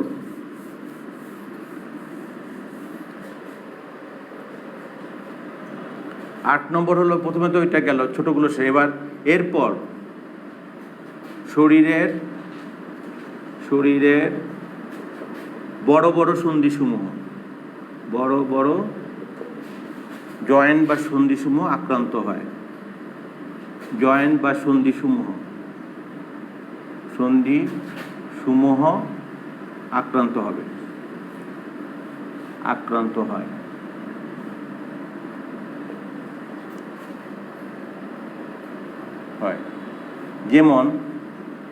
যেমন লিখে একটা ড্যাশ দেন। 1 নম্বর, মানে এখানে তো 8 লিখলাম, যেমন 1 নম্বর রিস্ট জয়েন্ট, কবজি, wrist joint, WRIST, wrist joint. আক্রান্ত বলতে ব্যথা শুরু হলো, রিস্ট জয়েন্ট, বাংলায় কবজির সন্ধি।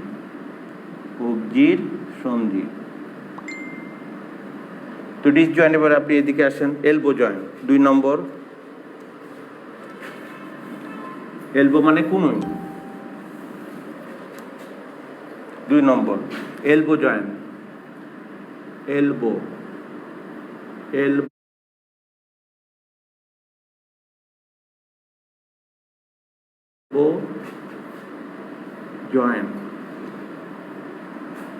জয়েন্ট, কুনুইয়ের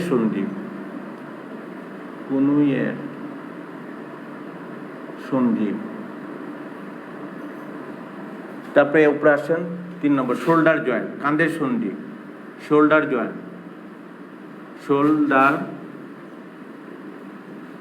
জয়েন্ট, কাঁধের সন্ধি। এবার নিচে আসলে নি জয়েন্ট 4 নম্বর। এগুলো সব বড় বড় জয়েন্ট, কিন্তু নি জয়েন্ট,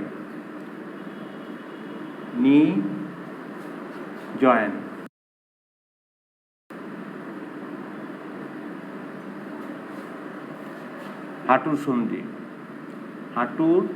নি মানে হাঁটুর সন্ধি। তারপরে নিচে যান, অ্যাঙ্কেল জয়েন্ট, গোড়ালির সন্ধি,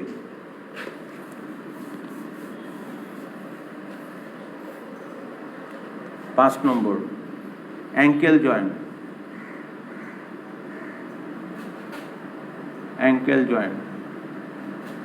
গোড়ালির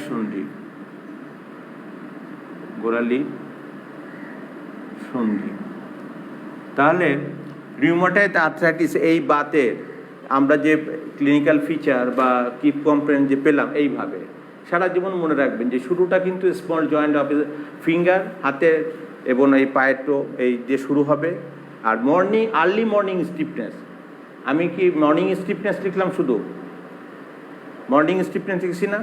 ওর আগে আর্লি শব্দটা বসান। মর্নিং স্টিফনেসে আর্লি মর্নিং স্টিফনেস, সকালে ওঠার পর আর্লি। শুধু মর্নিং স্টিফনেসের আগে আর্লি শব্দটা বলবেন, সকালের প্রথম দিকে আর্লি মর্নিং স্টিফনেস মানে শক্ত হয়ে যাওয়া। আমি প্রথমবারে লিখেছি মর্নিং স্টিফ, ঠিক আছে, তবে আর্লি দিলে আরও ভালো হবে। মর্নিং স্টিফনেস গেল। এখানে কিন্তু শেষ না, এইগুলো হচ্ছে রিউমাটয়েড আর্থ্রাইটিসের আর্টিকুলার ম্যানিফেস্টেশন, আর্টিকুলার সন্ধিজনিত যে উপসর্গ বা কিছু যেগুলো দেখলাম। এবার হলো এক্সট্রা আর্টিকুলার, এ রোগে মানে সন্ধির না, অন্য জায়গাও শরীরকে এফেক্ট করে। যেমন আপনাদেরকে আমি পড়িয়েছি প্লুরাল ইফিউশন কি? ফুসফুসে পানি জমা, ফুসফুসকে লাংসকে ঘিরে একটা পাতলা পর্দা আছে, তার নাম কি? প্লুরার তো 2টো লেয়ার, ভিসেরাল এবং প্যারাইটাল লেয়ার। ওর মধ্যে যে ফ্লুইড বা পানি জমছে আমাদের বলি সেমনকে প্লুরাল ইফিউশন। তার যে প্রথম কারণ 1 নম্বর লিখছি নিউমোনিয়া, যা লিখে আসছিলাম, ওর মধ্যে শেষের দিকে গিয়ে দেখেন লেখা ছিল রিউমাটয়েড আর্থ্রাইটিস। তাহলে ফুসফুসের মধ্যে পানি জমেছে, কেন জমলো? কারণ কিন্তু ঘটনা হলো এই রিউমাটয়েড আর্থ্রাইটিস থেকে। তাহলে ও ফুসফুস তো আর সন্ধি না, তাই না? সেটা হলো, তার মানে এই ধরনের যে শারীরিক অন্য ফিচার, সেগুলোকে আমরা বলবো এক্সট্রা আর্টিকুলার। তাহলে এইবার আমরা এইদিকে এক্সট্রা আর্টিকুলার রিউমাটয়েড ওইগুলো হয়। আবার পেরিকার্ডিয়াল ইফিউশন, মানে হার্টকে আবৃত করে, ঢেকে রাখে একটা পর্দা, তার নাম কি? পেরিকার্ডিয়াম। ওরও যে 2টো লেয়ারের মধ্যে সেটা পেরিকার্ডিয়াল ইফিউশন হয়। আচ্ছা, তারপরে এই রিউমাটয়েড আসলে চোখের সমস্যা হবে, স্ক্লেরাইটিস, স্ক্লেরাইটিস, চোখেরও সমস্যা হলো, ঠিক আছে? তাহলে রোগটা ছিল আমার বাত, কিন্তু শরীরের অন্য জায়গায় কিন্তু ইনভলভ হয়, কারণ মানুষের সব কিছু নিয়ে তো মাথা থেকে পা নিয়ে শরীর। তো জয়েন্ট ছিল আমার মূল সমস্যা বা এই বাতের রুগী। এবার দেখেন তার ফুসফুসে পানি জমতে পারে, হার্টের পেরিকার্ডিয়াল ইফিউশন হতে পারে, চোখের সমস্যা হতে পারে, এই ধরনের যেগুলো ফিচারও এটাতে আসতে পারে। তার মানে ওই রুগীটা কী হয়েছে, জটিল হয়ে গেছে, ওই রিউমাটয়েড রুগীটা তখন জটিল পর্যায়ে চলে গেছে, ঠিক আছে। আবার প্লুরাল ইফিউশন যদি হয়ে থাকে, আপনাদেরকে যেটা শিখিয়েছি, আমি যদি কাউকে মনে করি যে ফুসফুসে পানির জন্য, কিন্তু আপনি যে পারকাশন করবেন, যেটা ডাল সাউন্ড, এটা আর আমার খুব সহজ, এটা চেস্ট এক্সরে করবো, বুকের একটা এক্সরে করবো, তাতেই এই আপনার ছবিতে দেখবেন কি আমরা এমনি দেখি যে দুটো ফুসফুসের শ্যাডোটা কালো সুন্দর, হ্যাঁ, কিন্তু ওটার বেলা দেখা যায় যেমন এদিকে সাদা হয়ে গেছে, হ্যাঁ, বা এদিকে দুই দিকে মানে প্লুরাল ইফিউশনটা ফুসফুসে পানি জমে ইউনিলেটারাল, এক সাইডেও ফুসফুসে পানি জমতে পারে, বাইলেটারাল, দুটো ফুলে। এটা আমার ধরা খুবই সহজ, জাস্ট একটা এক্সরে করলে এক্সরে দেখলেন যে সাদা হয়ে গেছে, এগুলো তো সাদা ওইরকম সব কথা না। আর আজকাল তো আপনাদের ইন্টারনেট আছে, সার্চ দিলে ওই প্লুরাল ইফিউশন দিলে দেখবেন যে এক্সরে সেই ছবিটা চলে আসলো, তাহলে আপনি সাথে সাথে লাইভ মানে এক্সরেটা দেখে নিলেন, হ্যাঁ, আজকাল তো অনেক সহজ হয়ে গেছে। আচ্ছা যাক, তাহলে এবার আমরা এই রিউমাটয়েড আর্থ্রাইটিসের এক্সট্রা আর্টিকুলার যে ফিচার সেগুলো আমরা লিখব। এই রোগীরই বি এক্সট্রা আর্টিকুলার, সন্ধির বাইরে যে সমস্যাগুলো হচ্ছে, এক্সট্রা আর্টিকুলার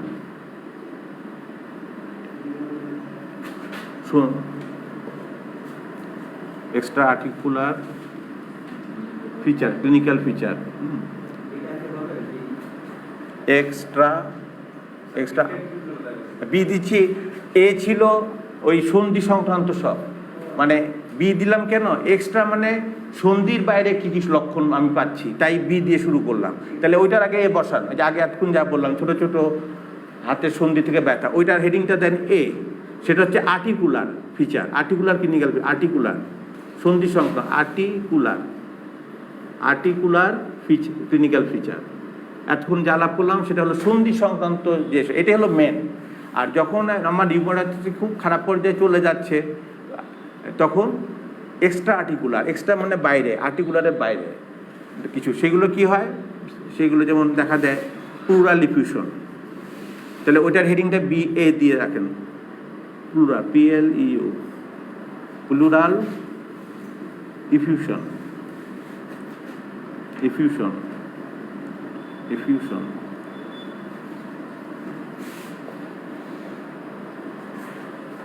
প্লুরাল ইফিউশন অর্থাৎ ফুসফুসে পানি জমতে পারে, ফুসফুসে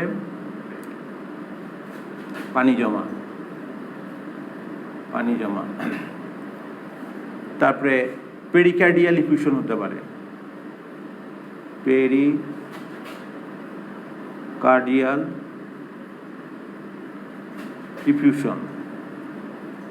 ইফিউশন, এটা লিখেন যে হৃৎপিণ্ডে, হার্টে পানি জমে, মানে ওই যে হার্টের যে কাভারিংটা, হার্টের ভিতরে না, মানে যে কাভারটা পেরিকার্ডিয়াম প্যারাইটাল ভিসেরা, তার মধ্যে হার্টে পানি জমা, হার্টে পানি জমতে পারে, পানি জমা, সেটাকে আমরা বলবো পেরিকার্ডিয়াল ইফিউশন, প্লুরাল ইফিউশন। 3 নম্বর চোখের সমস্যা, চোখের আক্রান্ত হয়, চোখের সমস্যা হয়।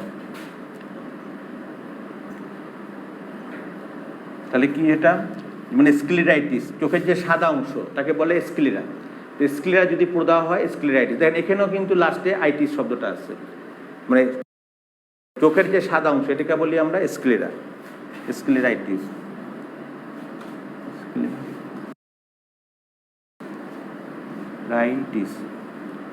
তারপরে আরও আছে ইপিএস, যাক মোট কথা চোখের সমস্যা। তাহলে এইগুলো কিন্তু আমার জয়েন্টের বাইরের সমস্যা দেখা দিল সেই রুগীর, যখন সেই রুগী এ হতো, অথবা একসাথেই সব কিছু পাওয়া গেল, এমনও হতে পারে। তো রিউমাটয়েড আর্থ্রাইটিসের আমার ইনভেস্টিগেশন কি হবে? ইনভেস্টিগেশন যদি একখান করেন, সেটা কি অ্যাফেক্টেড জয়েন্টের এক্সরে। এছাড়া রিউমাটয়েড ফ্যাক্টর আছে বা কিছু, ওইগুলো পল্লী লেভেলে আপনাদের দরকার বা ওই প্রয়োজন নাই। 1, আর রুগীর সামর্থ্যও নাই। 2, কারণ আমাদের সবসময় চিন্তা করতে হবে যে আমরা বাংলাদেশের মানুষ, যে খেটে খাওয়া মানুষ, আমাদের কিন্তু আর্থিক অবস্থা খুব খারাপ, এবং আমরা এমন এক পর্যায়ে আছি অনেক সময়, শুধু করোনা না, আগাগোড়াই আমরা আর্থিক অবস্থা খারাপ, আমাদের সংসার চালাতে কষ্ট হয়। আর এই যে রুগীগুলা কিন্তু যখন হাসপাতালে আসে বা কিছু জমি জামা বিক্রি করে ধার করে স্যার বলেছেন, বড় স্যার কি বলেছেন? সিটি স্ক্যান অফ ব্রেন যা যা লিখেছে করতে হবে। আমি এমনও পেয়েছি ইউটিআই, ইউনিট অ্যাক্টেড ইনফেকশন, সেই স্যার, তথাকথিত স্যার বলবো, কনসালটেন্ট স্পেশালিস্ট বলেন যাই বলেন, ব্রেনের সিটি স্ক্যান করছে সেই রুগী। পেশাবে যদি ইনফেকশন হয়, জ্বালাপোড়ার ঘটনা বলেছে, তাহলে সমস্যাটা কোথায়? UTI, unit acted infection. তাহলে আমাকে চিন্তা করতে হবে কিডনি লাইনে, তাই না? এই যে দুই দিকে দুটো কিডনি, তারপরে আছে ইউরেটার, মূত্রথলি, মূত্রচির, এই লাইনের সমস্যা, পেশাবে বার্নিং মিচুরেশন। আমি বড় যদি করি, যেহেতু আবার রোগীর অবস্থা খারাপ বা দরকারি নেই, না করলেও হয়, তারপরে কি ইউরিনের রুটিন পরীক্ষা করব। আর বড় জোর যদি সে দীর্ঘমেয়াদী পেশাবের সংক্রমণে ভুগে, ইউরিনের সিএস কালচার অ্যান্ড সেন্সিটিভ করবো, এবং সেখানে আমার 3 দিন পরে যে রিপোর্টটা আসবে দেখা যাবে যে গ্রোথ কোন ব্যাকটেরিয়া, কলাই বেশি পাওয়া যায়, সিরিয়াস কলাই, এবং ওখানে তো আপনারা জানেন যে কোন অ্যান্টিবায়োটিকে কোনটা সেন্সিটিভ থাকবে সেগুলো রেখে আসে। এবার আমাকে উত্তর যদি আপনারা দিতে পারবেন, কারণ শুধু ডাক্তার হলে হবে না, আপনাদেরকে সমাজ সচেতন হতে হবে। আপনি নিজেকে প্রশ্ন করেন, সে ডাক্তারের এটা তো প্রশ্ন করার জবাব দিতে জায়গা নেই বাংলাদেশে। সেটা হলো রুগী নিয়ে গেছে তোমার কাছে কি পেশাবের জ্বালা পোড়া নিয়ে, এটা ছিল তার চিফ কমপ্লেন। তুমি সিটি স্ক্যান অফ ব্রেন করলে কোন যুক্তিতে? ব্রেনের সিটি স্ক্যানের সাথে আমার পেশাবের জ্বালা পোড়ার কি সম্পর্ক ঘটলো? ব্যাখ্যা তো দিতে হবে, খালি লিখে ছেড়ে দিলাম তো হলো না। এইগুলো হচ্ছে অকারণে রুগীর আর্থিক অনটনে ফেলা, এবং যেটা প্রচলিত কথায় কমিশন খাওয়া। ডায়াগনস্টিক সেন্টারগুলো থেকে 50% স্যারের চেম্বারে চলে যাবে মাস শেষে যতটা রোগী, এইগুলো ডায়াগনস্টিক তথাকথিত। এবং এই ডায়াগনস্টিক সেন্টারগুলো কি কেমন আছে? ব্যাঙের ছাতার মতো বাংলাদেশ। ইভেন এই যে গতকালকে পরশু দিন পেপারে দিল, বাংলাদেশের যে হেডকোয়ার্টার ঢাকা মেডিকেল কলেজের মতন জায়গায় র্যাব যে কী করলো, দালাল ধরলো, 24 জন দালাল। আমি অবাক হলাম ওই রিপোর্ট পড়ে, যে সেই দালালরা কী করছে, কোথায় ঘুরছে দেখেন। ইমার্জেন্সি ডিপার্টমেন্ট থেকে রুগী ভাগাচ্ছে, নিয়ে অন্য জায়গায় যাচ্ছে, আউটডোর থেকে ভাগাচ্ছে, ইনডোরে রুগী ভর্তি, সেখানেও দালালে ঘুরে ঘুরে সেখান থেকে রুগী ভাগাচ্ছে। শুধু তাই না, সবচেয়ে আশ্চর্যজনক কথা যেটা ওই কাল রিপোর্টের মধ্যে আছে, সব পেপারেই পাবেন, যে দালালের লোকজন রুগীর কাছ থেকে, মানে ইনডোরে রুগীর কাছ থেকে নমুনা সংগ্রহ করছে। এটা কিভাবে সম্ভব? ঢাকা মেডিকেল কলেজের মতন জায়গায় ওয়ার্ডের মধ্যে ঢুকে ওই দালালের লোকজন, মানে তারা এই ব্লাড নিচ্ছে, যা বিভিন্ন নিয়ে টেস্ট করছে, বলছে তো এখানে তো এগুলো লাগবে, স্যার আছে বাইরে, উনি আরও ভালোভাবে দেখবে, রিপোর্টও ভালো হবে, বা যারা অপারেশনের রুগীগুলোকে ভাগাচ্ছে। তো আমি একটা জিনিস বুঝলাম না, ঢাকা মেডিকেল কলেজে যদি দালাল্লা তো রুগী ভাগাচ্ছে, সে তো সারা দেশ থেকে ভাগাচ্ছে, কিন্তু ইনডোরের মধ্যে ঢুকে রুগীর স্যাম্পল কীভাবে কালেকশন করছে? তাহলে সেখানকার ডাক্তার সাহেবরা কী করে? ডাক্তার সাহেবদের ভূমিকা কী সেখানে? সেটা সরকারি ডাক্তার বা নার্সরা তো ওখানে ডিউটি করছে। যখন সে দেখছে যে একটা বাইরে 3rd-person, পুরুষ বা মহিলা হোক, তার বেডের একটা রুগীর কাছ থেকে নমুনা সংগ্রহ করছে, সেটা ব্লাড নিচ্ছে অনেকটা, সেই ব্লাড নিয়ে তো অনেক ধরনের টেস্ট করবে, এটা কিভাবে? এবং এটা তো চলছে নিশ্চয়ই, যুগের পর যুগ ঢাকা চলছিল। এবং দেখবেন বাংলাদেশের যত ডাক্তারদের অপকর্ম, বা যেটা সেই বলেন, সেই ডাক্তার সাবরিনা বলেন, আর ওই আমাদের শাহেদ সাহেব বলেন, এই যে কিছু সব কিন্তু র্যাব যখন করে, কি বলে, ওই রেড করে বা কিছু, তখন ধরা পড়ে। তো এটা অবাক হবার বিষয়। এই স্বাধীনতার 50 বছর পর বা মাদার অফ মেডিকেল কলেজ বলা হয় ঢাকা মেডিকেল কলেজ, সেখানে আবার ডাক্তাররা বলছে নাকি অসহায়। এবং এই সাথে, এই নেটওয়ার্কের সাথে ঢাকা মেডিকেল কলেজের কর্মকর্তা এবং কর্মচারী জড়িত। তো মেডিকেল কলেজে কর্মকর্তা বলতে কাদের বোঝায়? আগে আসি, কর্মকর্তা তো মেনলি মেডিকেল কলেজের ডাক্তাররাই। আর দ্বিতীয় কর্মকর্তা হচ্ছে যারা অফিসে বসে কাজ করে, হয়তো অ্যাডমিনিস্ট্রেটিভ অফিসার বা ওই লেভেলে, যারা নন ডাক্তার কিন্তু কর্মকর্তা। এই তো দুটো সাইড। তাহলে নিশ্চয়ই ডাক্তারদের প্রত্যক্ষ, আবার ওখানকার যারা আনসার না কারা আছে গাড়ি, তারা অনেকে জড়িত। প্রত্যক্ষ সহযোগিতা ছাড়া এই কাজ সম্ভব না। ঢাকা মেডিকেল কলেজে যদি এই ঘটনা ঘটে, তাহলে পেরিফেরিতে 64টি জেলায় সদর হাসপাতাল, মেডিকেল কী ঘটনা ঘটছে আল্লাহ পাক জানে, না আমাদের পক্ষে জানা সম্ভব না। আরেকবার আমরা জানতে পারি যখন র্যাবের অভিযান হয়, তখন আমরা বুঝতে পারি। এই হলো স্বাস্থ্যসেবা বাংলাদেশের 50 বছর পরে। বাংলাদেশে অনেক অগ্রগতি হয়েছে, কিন্তু এই দালাল চক্র এবং ডাক্তারদের যে অপকর্ম, এইগুলো কিন্তু আইনের রাস্তায় আজ পর্যন্ত আসলো না। দেখলাম না যে একটা ডাক্তারের অপকর্ম যেটা শতভাগভাবে প্রমাণিত হলো, তার একটা পানিশমেন্ট কি? যেমন হতে পারে বিএমডিসি রেজিস্ট্রেশন, 10 বছরের জন্য উইথেল, প্র্যাকটিস করতে পারবে না। বা পাপের গুরুত্ব, যে ডাক্তারের পাপ দেখা গেল যে তারকে, যেমন ওই বঙ্গবন্ধু মেডিকেল ইউনিভার্সিটিতে যে ঘটনাটা, যে কিডনি কেটে নিয়েছে ডাক্তার, এই রুগী দুটো, তাহলে এটা তো ফৌজদারি অপরাধ। প্রমাণ হয়েছে যে ডাক্তার কি করেছে, ভর্তি যে রুগী ছিল তার দুখান কিডনি কেটে নিয়ে আরেক জায়গায় সিট করলো, তাহলে রুগী সে মারা গেল। এবং সেই ময়নাতদন্ত রিপোর্টটা বেরোতে অনেক বছর লাগলো। আবার ময়নাতদন্ত রিপোর্টে প্রমাণ হলো যে হ্যাঁ ডাক্তার সাহেব নাকি স্বীকার করেছে যে হ্যাঁ কেটে নিচ্ছি বা কিছু যাক। তারপরে হলো সেই ময়নাতদন্ত যে সিরিয়াল নাম্বার ছিল, ধরেন আমি জানি না, পেপারে পড়লাম 5 নম্বর ছিল মনে করেন, 10 নম্বর ময়নাতদন্তের রিপোর্ট বেরিয়ে গেছে ওই মানে, কিন্তু ওরটা কিন্তু মাঝখানে 10 নম্বর বেরিয়ে গেল মাঝখানে। এই ঘটনাটা যেটা কিডনি কেটে নিয়েছে একটা রুগীর, একজন চিত্র পরিচালকের মা নাকি, আমার কাছে সব আছে, এভিডেন্স ছাড়া তো আর কথা বলা যাবে না, সব পত্রিকা আছে। তাহলে এটা আপনি বলেন, তাহলে এই ময়নাতদন্ত রিপোর্ট আটকে থাকলো কেন? এই ঘটনাটা ঘটেছে বঙ্গবন্ধু শেখ মুজিব মেডিকেল, দেশের যে মাথা বঙ্গবন্ধু মেডিকেল ইউনিভার্সিটি, সেখানে যদি ডাক্তাররা এই কাজ করে, যার কাছে রুগীরা উঠে দেয়, সব ডাক্তারের কাছে রুগী তো বিপদগ্রস্ত হলে উঠাই দিচ্ছে, ডাক্তার কি করছে? এই কাজ করছে। তাহলে বাংলাদেশের ডাক্তার ইন্ডিয়া কেন? পারলে মহাশূন্যে যে চিকিৎসা নেবে যদি সেখানে ভালো ট্রিটমেন্ট পাওয়া যায়। আলাদা দেশে ক্ষমতা রাখে, কারণ দেশের এটা এই চিত্র কয়েক বছর আগে যে ঘটনাটা বললাম। তাহলে আমি মনে করি এটা তো বাংলাদেশের সেই 302 ধারা, মানে এটা তো ফৌজদারি অপরাধে পড়ে। এবং ফৌজদারি অপরাধে আমরা যতটুকু জানি যে আইনে যদি কি বলে হাইকোর্ট সুপ্রিম কোর্টে প্রমাণ হয় যে হত্যাকাণ্ড বা কিছু, তাহলে সেটা মৃত্যুদণ্ড বা কিছু এরকম পড়ে। তো হয়েছে, বিচার হয়েছে এটার ফলো আপ আমরা জানতে পেরেছি। এই ঘটনার কি হলো, ফলো আপ কিন্তু আমরা জানি না।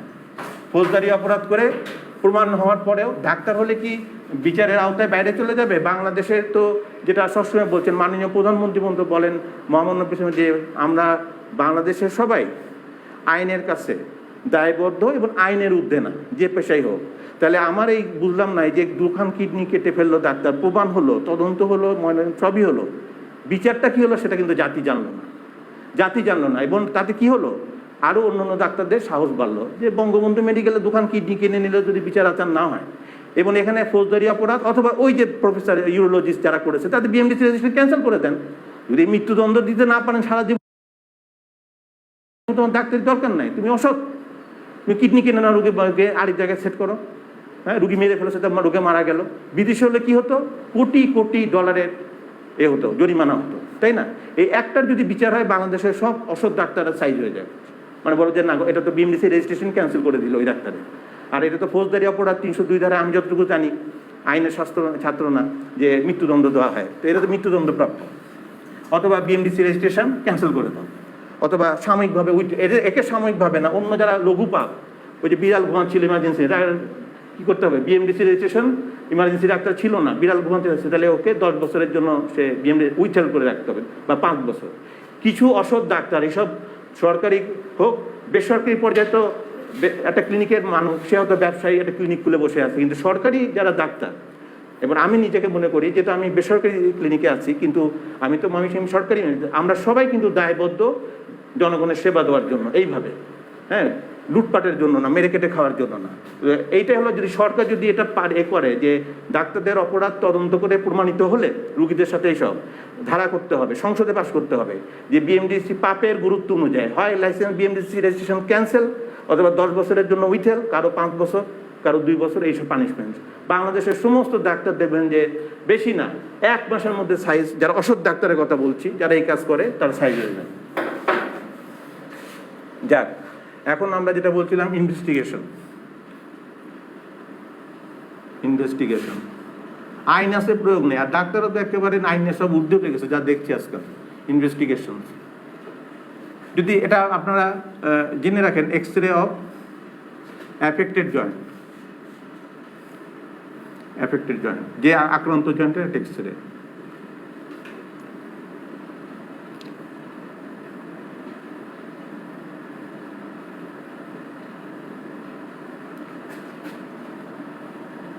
যে আমার তার একটা এক্সরে করা, জাস্ট ব্যাস হয়ে গেল অ্যাফেক্টেড। এরপরে আরও কিছু স্পেসিফিক টেস্ট আছে, পল্লী চিকিৎসক হিসেবে আপনাদের এগুলো কখনো করতে যাবেন না, বা ওটা করলেও বুঝবেন না, দরকার নেই। বড়দের একখান, যে যেমন এটা হয়েছে, এটা বা অ্যানকাইলোজিং স্পন্ডিলাইটিস, তাহলে আমার এখানকার একটা এক্সরে নিলাম এটা। আর যেহেতু কমন জিনিস, যেটা আমি সবসময় বলি, কমনের মধ্যে সিবিসি, রক্তের এটা তো করতেই হবে, কমপ্লিট ব্লাড কাউন্ট, তারপরে র্যান্ডম ব্লাড সুগার, ডায়াবেটিস আছে কি না, এই দুখান তো করতেই হবে, ঠিক আছে? এইগুলো তাহলে এইবার হলো আমার এই লাইন অফ ট্রিটমেন্ট। এই ধরনের রোগীর আমি ট্রিটমেন্টটা কি দেবো? আরেকটা খুব মজার ব্যাপার, অ্যানকাইলোজিং স্পন্ডিলাইটিস এই মেরুদণ্ডে এই বাতটা হোক, বা রিউমাটেড আর্থ্রাইটিস হোক, বা অস্টিও আর্থ্রাইটিস হোক, খালি আপনাকে ধরতে হবে যে কোনটা কোন টাইপের আর্থ্রাইটিস বা বাত হলো। লাইন অফ ট্রিটমেন্ট কিন্তু সব সেম হয়ে যাবে, সেই গ্রুপে ওর মধ্যে যেটা আছে সেটা ফেরালি হয়ে যাচ্ছে। লাইন অফ ট্রিটমেন্ট এক থাকছে কিন্তু রোগটা ভিন্ন হয়ে যাচ্ছে। সেই জন্য সূত্র মনে রাখতে হবে। আপনি সূত্রটা যদি মনে রাখেন এবং চর্চা করতে হবে। খাতা শুনলাম স্যারের লেকচার, খাতায়ও লিখলাম, পড়লাম না, তা হবে না। ডাক্তারি সবসময় পড়াশোনার মধ্যে থাকতে হবে, না সব দেখবেন যে তালগোল পাকিয়ে যাচ্ছে। এবার ট্রিটমেন্ট, চিকিৎসা।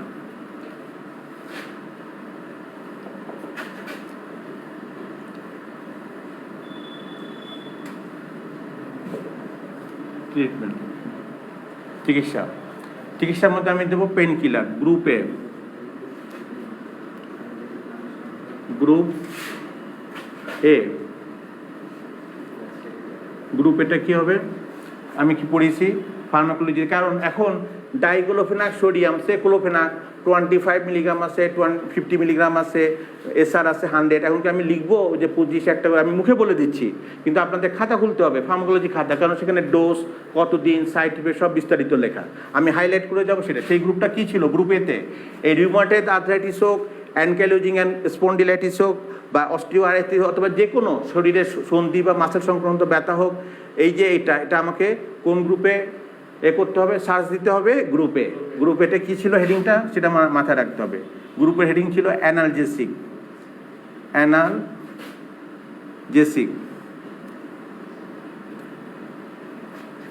অ্যান্টিপাইরেটিক, পাইরেটিক,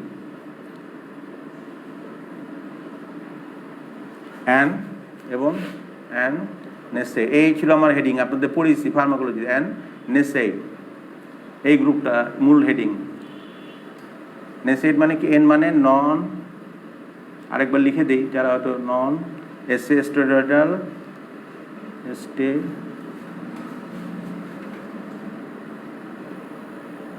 এতে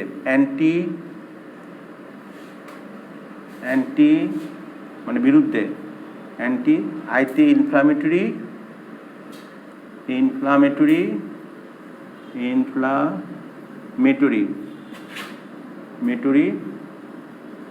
আর ডিতে ডিজিজ, ডিতে ডিজিজ। এই ফুল মিনিংটা NSAID, নন স্টেরয়েড নয়, অস্টেরয়েড। অ্যান্টি মানে বিরুদ্ধে, কার বিরুদ্ধে, ইনফ্লামেটরি মানে inflammation, non steroid anti inflammatory, প্রদাহের বিরুদ্ধে, ডিতে ডিজিজ মানে রোগে। তাহলে অ্যানালজেসিক কথাটা মানে কি, যে সমস্ত ঔষধ সেবন করলে ব্যথা দূর হয়। তাহলে আমরা এক কথায় ব্র্যাকেটে লিখতে পারি ব্যথানাশক, ব্যথানাশক। আচ্ছা, 2 নম্বর ছিল অ্যান্টিপাইরেটিক, পাইরেক্সিয়া মানে জ্বর, হ্যাঁ, আবার ফিভার মানেও জ্বর। তো অ্যান্টিপাইরেটিক মানে জ্বর নাশক, ঠিক আছে, জ্বর চলে যাবে, জ্বর নাশক। এই হেডিংটা মনে রাখতে হবে, তারপরে বক্সে ঢুকে যাবে। অ্যান্টিপাইরেটিক, জ্বর নাশক। আর এখানে ছিল নেসেড, এটাকে মনে রাখেন অস্টেরয়েড,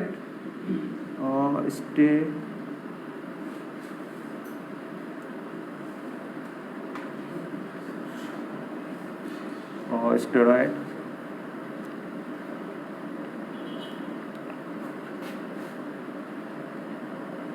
স্টেরয়েড, প্রদাহ, সোজা কথায় প্রদাহ বিরোধী, প্রদাহ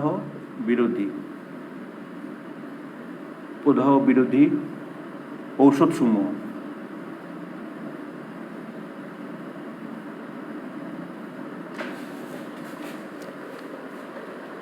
তাহলে এই গ্রুপ এতে দেখেন আপনার কিন্তু আলাদা আলাদা ওষুধ লাগছে না। সে আমি 1 নম্বরে লিখেছিলাম কি, প্যারাসিটামল, জেনেরিক নেম প্যারাসিটামল।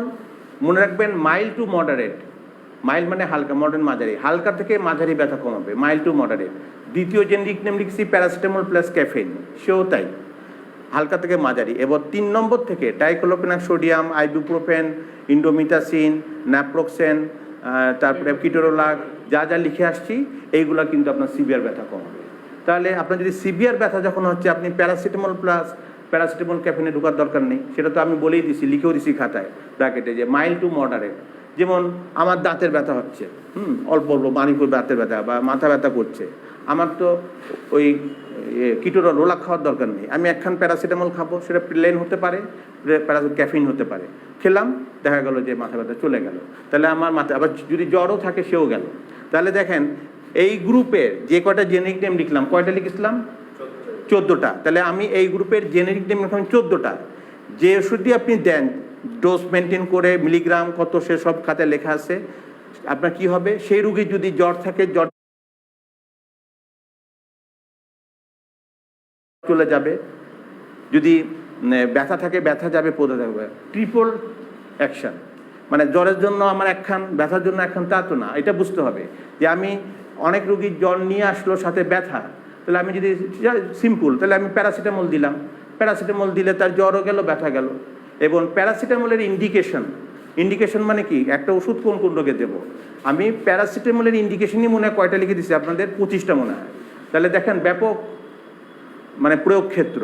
সাধারণ মানুষ জানে, সে যেমন নাপা, নাপা তো খুব জনপ্রিয়, নামটা মায়েরাও জানে, সবাই জানে, ট্যাবলেট মানে প্যারাসিটামল, ঘরের সবার এক বোতল থাকে নাপা ফিক্স বা থাকে, যাক। তাহলে কি প্যারাসিটামল মানুষ জ্বর, 1 নম্বর হলো জ্বর কমাবে, মাথা ব্যথা কমাবে, হেডেক, তুতে দাঁতের ব্যথা কমাবে, কানের ব্যথা থাকলে সেটা কমাবে, তারপরে মনে করেন বডি এক, শরীরের বিভিন্ন ব্যথা থাকলে কমাবে, তারপরে আপনার যে হালকা ধরনের যে ব্যথাগুলো সেগুলো কমাবে। ইভেন এই যে অস্টিও ব্যথার কথা বললাম, এইটার কিন্তু যখন আপনার ওই 3 নম্বর থেকে 14 নম্বরে ওষুধগুলো দিয়ে হলো, তখন ওনাকে আপনি সিম্পল সেই রুগীটাকে আপনি প্যারাসিটামল তখন রাখতে পারেন। প্যারাসিটামল কিন্তু অস্টিও আর্থ্রাইটিসের মানে মেনটেনেন্স ডোজ হিসাবে সীমিত আকারে খাওয়া নিরাপদ, কারণ প্যারাসিটামল খেলে তো আর গ্যাসের বড়ি খাওয়া লাগছে না, খাবার পর খেলো। তাহলে আমি প্রথমে কমাই নিছি, তারপরে উনি অনেক ভালো হয়েছে, তারপরেও কিছু ব্যথা থাকে, তাহলে এবার আর আমি ওইসবের মধ্যে যাব না, আমি মাইল্ড টু মডারেটের মধ্যে থাকলাম, মানে তাকে আমি দিলাম ওই প্যারাসিটামল প্লাস ক্যাফিনটা দিলাম, মনে করেন নাপা এক্সট্রা, এইচ প্লাস, ডিসেট প্লাস, তারপরে টামেন টার্বো যা আছে এইগুলো। আর একটা কথা মনে রাখবেন, আমি লিখেও দিছি প্যারাসিটামল প্লাস ক্যাফেইন, যেটা এই 2 নম্বর জেনেরিক নেমে, সেটা 12 বছর ঊর্ধ্বে দিতে হবে, 12 বছরের নিচে কিন্তু দেওয়া যাবে না এখনকার পর্যন্ত যে আমাদের তথ্য আছে। আর 12 বছরের নিচে কি, যে তাহলে প্লেন প্যারাসিটামল, ঠিক আছে। যেমন ড্রপ আছে, বাচ্চারা টিকা দেয়, টিকা দেওয়ার পর জ্বর আসতে পারে, আমি বয়স অনুযায়ী আমি তাকে সেই কত ড্রপ হবে, বা একটু বড় বাচ্চা হলো 6-7 মাস, তাহলে সিরাপ আকারে দেবো।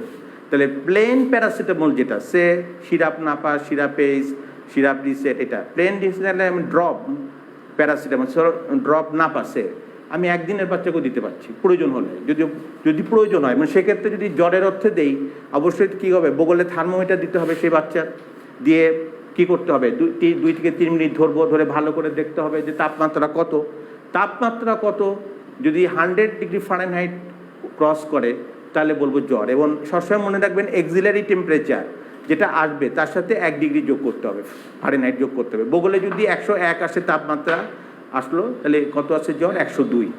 আর 100 ক্রস করলে আমি প্যারাসিটামল দেবো। এবং নবজাতকে, যেহেতু আমি একদিন শব্দটা ইউজ করেছি, 0 থেকে 28 দিনের শিশুকে কি বলে, নিউন্যাট বা নবজাতকদের যদি জ্বর আসে সে তো কঠিন ব্যাপার, মানে অবশ্যই তার অন্য কোনো ইনফেকশন হয়েছে। সেক্ষেত্রে যখন আমি আপনাদের শিশুরোগ পড়াবো, পেডিয়াট্রিক ডিজিজ, তখন সেটা ব্যাখ্যা দেবো, বুঝাবো। আমি একটা উদাহরণ দিলাম তাহলে। আর থার্মোমিটার যদি বড় মানুষ অ্যাডাল্ট জিহ্বার তলায় দেবে, এটা মানে জিহ্বার নিচে দিলে ওরাল টেম্পারেচার, এখানে যে তাপমাত্রাটা পাওয়া যাবে সেটাই, যদি পাওয়া গেলে 102, তাহলে কত জ্বর আছে 102, এক্ষেত্রে কিন্তু আপনার যোগ করা লাগছে না। তাহলে আমরা এক্সিলারি বগলে তাপমাত্রা অবশ্যই শিশুদের দেবো, কখনো জিহ্বার তলায় দেবো না, ভেঙে ফেলবে, খেয়ে ফেলবে। বড়দের বেলায় জিহ্বার তলায়, আবার পরিবারে যদি অনেকের জ্বর হয় তাহলে তো সবাই জিহ্বার তলায় দেওয়া যাবে না, তাই না? তাহলে তো আমার অনেকগুলো 5 সদস্য হলে 5 জন হয়, কারণ জীবাণুমুক্ত করে, তাহলে তাদেরও বগলে দিয়ে সমস্যা কোথায়, দিয়ে 1 ডিগ্রি যোগ করে নিলাম। তাহলে জ্বর দেখার জন্য আমি সবসময়, আবার রুগীরা অনেক সময় কি বলে, জ্বর আছে ডাক্তার সাহেব, সারা বছরই জ্বর এবং মনে মনে জ্বরটা কেমন যেন সেই জন্য মনে নেই, সবসময় ওনার মনে হচ্ছে, উনি যে এই যে বলছে যে রুগীর প্রত্যেকটা কমপ্লেনকে গুরুত্ব দিতে হবে, তখন বলতে ভাই আপনার থার্মোমিটার আছে? নাই। তাহলে আজকে একটা কিনেন 50 টাকা দিয়ে, আপনি যখন মনে করছেন আপনার তাপ উঠছে বা জ্বর উঠছে, মনে করছেন, ওই সময় আপনি বগলে দেন, বা জিহ্বা তলায় দেন, দিয়ে লিখলেন আজকে কত তারিখ, 12 তারিখ, 12/6/21, বেলা 5টা, তখন আপনার মনে হচ্ছে গায়ে তাপ এসেছে, তো লিখেন 12/6/21 বিকেল 5টা, তাপমাত্রা এত। এরপরে পরের দিন 13, 14, 15, যখন আপনার মনে হচ্ছে জ্বর গায়ে, রুগী মনে করলে হবে না, আমি থার্মোমিটার দিয়ে বুঝবো জ্বর আছে কিনা, মনে মনে কোনো জ্বর নেই। এইভাবে তাহলে 7 দিনের আমি একটা টেম্পারেচার চার্ট পেলাম, এটার থেকে আমি আইডিয়া পেলাম যে আসলে জ্বর থাকে কি থাকে না। যাক, তাহলে এই গেল জ্বরের ব্যাখ্যাটা। তো আমরা এই রিউমাটয়েড আর্থ্রাইটিসে এই NSAID গ্রুপে যেটা লিখলাম হেডিংটা, এর যে জেনেরিক নেম আছে, আপনারা যারা আমার ক্লাস নিয়মিত করেছেন এবং খাতা খুললেই পেয়ে যাবেন, সেটা এই রিউমাটয়েড আর্থ্রাইটিসের জন্য শুরুটা করবেন আপনার ইচ্ছা। সে আমি মুখে বলি ট্যাবলেট ক্লোফেনা 50 মিলিগ্রাম, তাহলে একটা করে দিনে 3 বার খাবার পর সংক্ষিপ্ত সময় 7 দিন দিলাম, বা খুব বেশি 10 দিন, সাথে গ্যাসের বড়ি, সে আপনি ম্যাক্স প্রো দিলেন 20 করে 2 বার, ওটাও 10 দিন দিলেন। আবার আপনি মনে করলেন যে আমি ইনফ্লাম দিলাম, হ্যাঁ, আইবুপ্রোফেন গ্রুপে, তো ইনফ্লাম এটা ধরেন আপনার 200 মিলিগ্রাম আছে, 400 আছে, যেহেতু ওই মুহূর্তে খুব বেশি ব্যথা ছিল, আপনি কি করলেন ট্যাবলেট ইনফ্লাম, এটা কিন্তু জেনেরিক নেম আইবুপ্রোফেন, তাহলে কি হলো 400 মিলি, একটা করে দিনে 3 বার, একটা করে দিনে 3 বার, ওই সংক্ষিপ্ত সময় 7 দিন দিলেন, সাথে গ্যাসের বড়ি দিলেন।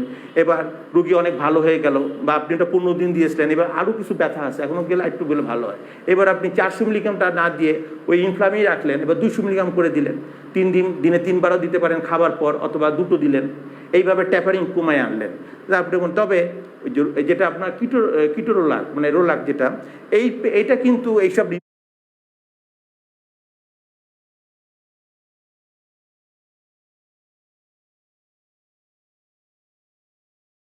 আর্থ্রাইটিস এই দীর্ঘমেয়াদী দিয়ে না। কিটোরোলাক গ্রুপটা যেটা সবচেয়ে একটা নাম বললাম, যে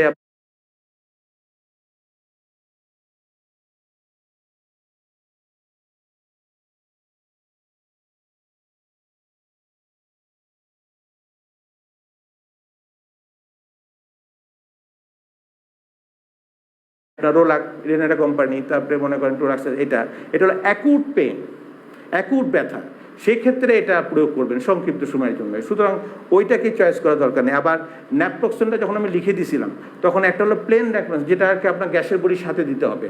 ন্যাপটক্সিন গ্রুপটা 250 আছে, 500 আছে, যেহেতু অ্যাডাল আপনি 500 করে দিনে 2 বার দিলেন খাবার পর, ধরেন 7 দিন দিলেন, সাথে গ্যাসের বড়ি। আর ন্যাপটক্সিনের সাথে যেটা ইসোমিপ্রোপল যুক্ত আছে, হ্যাঁ, মিক্সড দুটো, সেটা তো আর গ্যাসের বড়ি লাগছে না, সেটা তো খাবার আধা ঘন্টা আগে, কারণ প্রথম কোটে তো ওইটা আছে, সেগুলো ব্যাখ্যা দিয়েছি, তাহলে ওটার সাথে লাগবে না।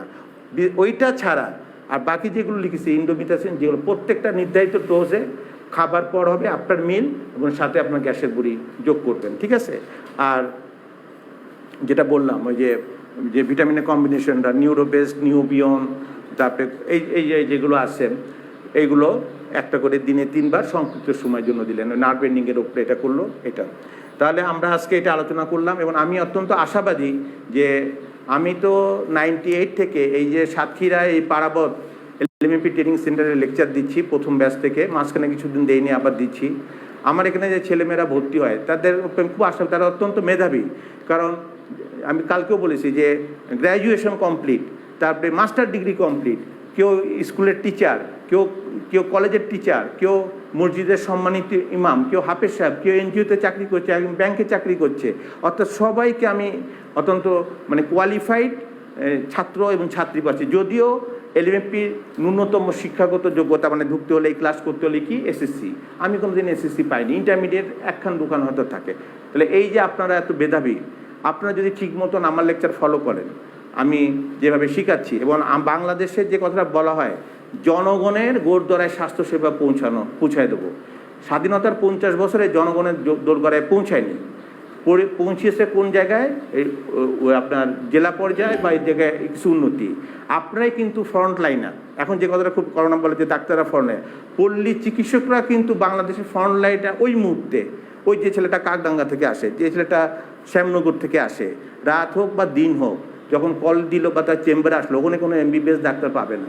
উপজেলা হাসপাতালে গেলে দেখবে যে ডাক্তার সাহেব যে কজন থাকার কথা, তার হয়তো ন্যায় জনবল কম, ডিউটি নেই। তার মানে বাংলাদেশে যে অসহায় এবং গরিব জনগণ সর্বপ্রথম কার কাছে যাচ্ছে? পল্লী চিকিৎসকদের কাছে যাচ্ছে। এবং এই পল্লী চিকিৎসকদের যদি একাডেমিক জ্ঞান, যেভাবে আমি শিখাচ্ছি, আর যেহেতু আপনার মেধাবী, সব degree pass, master degree pass, একটু যদি ধরে নেন, তাহলে কী হবে, এটা আপনার চাকরি করলেন, বিকালে প্র্যাকটিস করলেন, সময় কাটলো, সুন্দর রুগীকে সেবা, রুগী ভালো হলে আনন্দ লাগবে, একটা ন্যূনতম ফি, ধরেন 10 টাকা বা 5 টাকা আপনি কনসালটেশন ফি রাখতে পারেন, এইটুকু আপনি পরিশ্রম করেছেন রাখতে পারেন।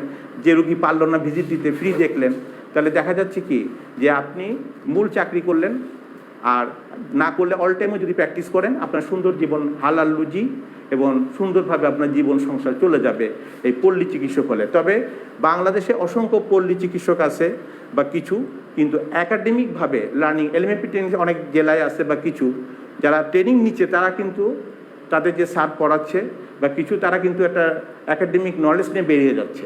কিন্তু কালকে যেটা বললাম যে অমুক স্যারের কি ছিলাম কম্পাউন্ডার গিরি করেছি 10 বছর, তাই আমিও একজন গ্রাম্য ডাক্তার পল্লী ডাক্তার হয়ে গেছি, না, ওনারাই কিন্তু ভুল করছে, ওনাদেরকে ভুল করছে। এটা তো সরকার যদি পলিটেকনিক ইনস্টিটিউট যেমন সব জায়গায় আছে কারিগরি শিক্ষা, ওইরকম সরকারের উচিত, আমি যেহেতু এই রুট লেভেলে কাজ করি বা মিশে গেছি দেখেছি আমার ব্যক্তিগত জীবন থেকে আর আপনাদের পড়িয়ে, যদি সরকার যদি এরকম সরকারিভাবে পল্লী চিকিৎসক কোর্স সরকারের মাধ্যমে করে একটা বই ঠিক করে দেয়, মানে যে লেকচার দেওয়ার এবং 6 মাসের একটা কোর্স বা 1 বছর, অনেকের এই যে কর্মসংস্থান বলছে উদ্যোক্তা হতে হবে। কি করে? চাকরির পিছিয়ে না ছুটে কি করতে হবে? উদ্যোক্তা হতে হবে। উদ্যোক্তা করতে গেলে আমি টাকাটা পাবো কোথায়? আমার তো গাড়ি ভাড়াটাই হয় না, ভ্যান ভাড়া হয় না, তুমি টাকা নিতে গেলে তাহলে আমার কি ব্যাংক থেকে লোন নিতে হবে?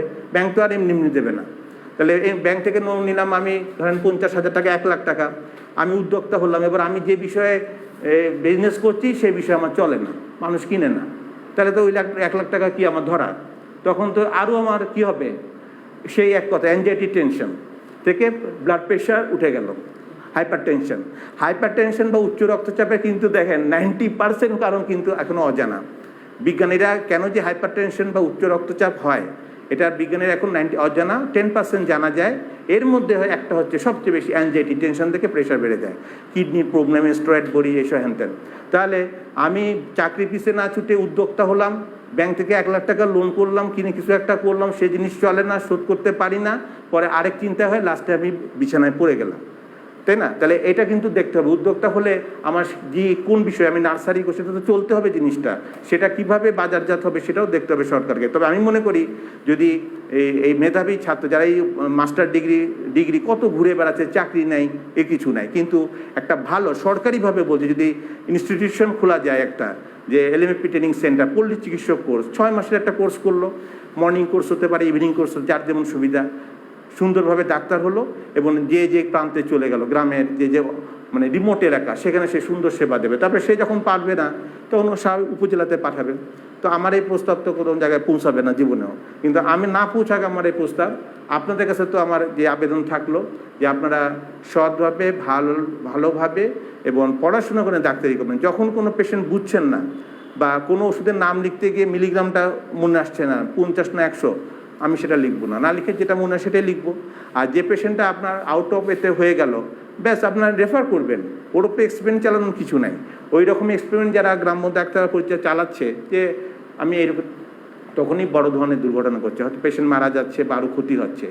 আপনারা যেহেতু একাডেমিকভাবে এখানে লার্নিং 6 মাস সবই শিখছেন, anatomy, physiology, pharmacology, gynae, medicine part 1 part 2-র মধ্যে সময়, সার্জারি, আইএনটি, সার্জারি তো আর অপারেশন করবেন না, কিন্তু সার্জারি রোগগুলো তো ধরতে হবে, আইএনটি এবং স্কিন ভিটিডিজি সবই আমি কিন্তু আপনাদের এই 6 মাসের কোর্সে ইনশাআল্লাহ কি আমার যে টার্গেট থাকে 110 ডিজিজ পড়িয়ে দিচ্ছি, মোস্ট কমন ডিজিজ যেগুলো উঠতে বসতে আপনারা পাবেন, আমরা পর্যন্ত পাচ্ছি উঠতে বসতে।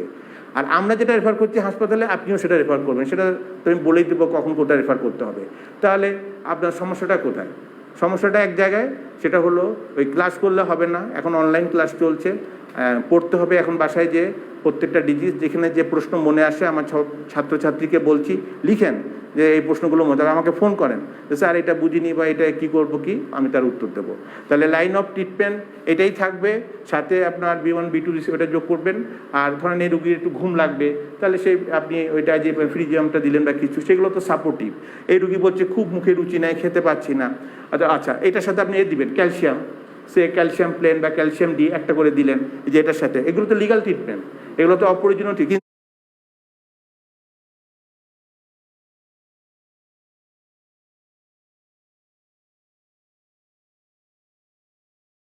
কিন্তু এটার সাথে কি করছেন আপনি যদি স্টেরয়েড বড়ি যোগ করেন, ওটাই হচ্ছে ইল্লিগাল, ক্ষতি করে দিল। তাহলে line of treatment rheumatoid arthritis হোক, যাক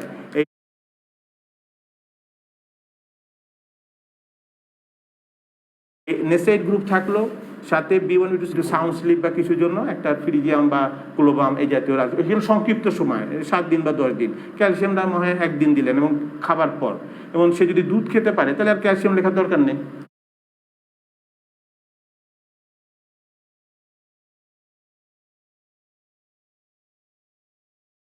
দুধের মধ্যে প্রচুর ক্যালসিয়াম আছে, ঠিক আছে।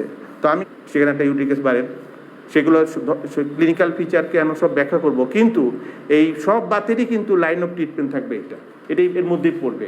আমি লিখছি, আমার স্যাররা লিখছেন, সারা বাংলাদেশের ডাক্তাররা লিখছে, আপনি তো সেই জিনিসই শিখলেন।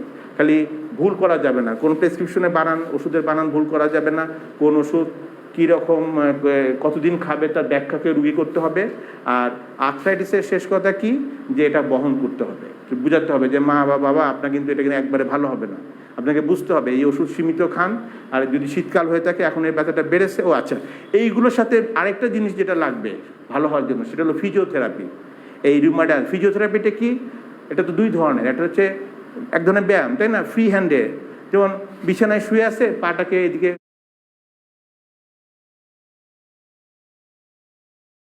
লম্বা ভাঁজ করলো, আবার লম্বা করলো 5 বার, ওই পাটাকে এদি 5 বার বিছানা এরকম করছে, এরকম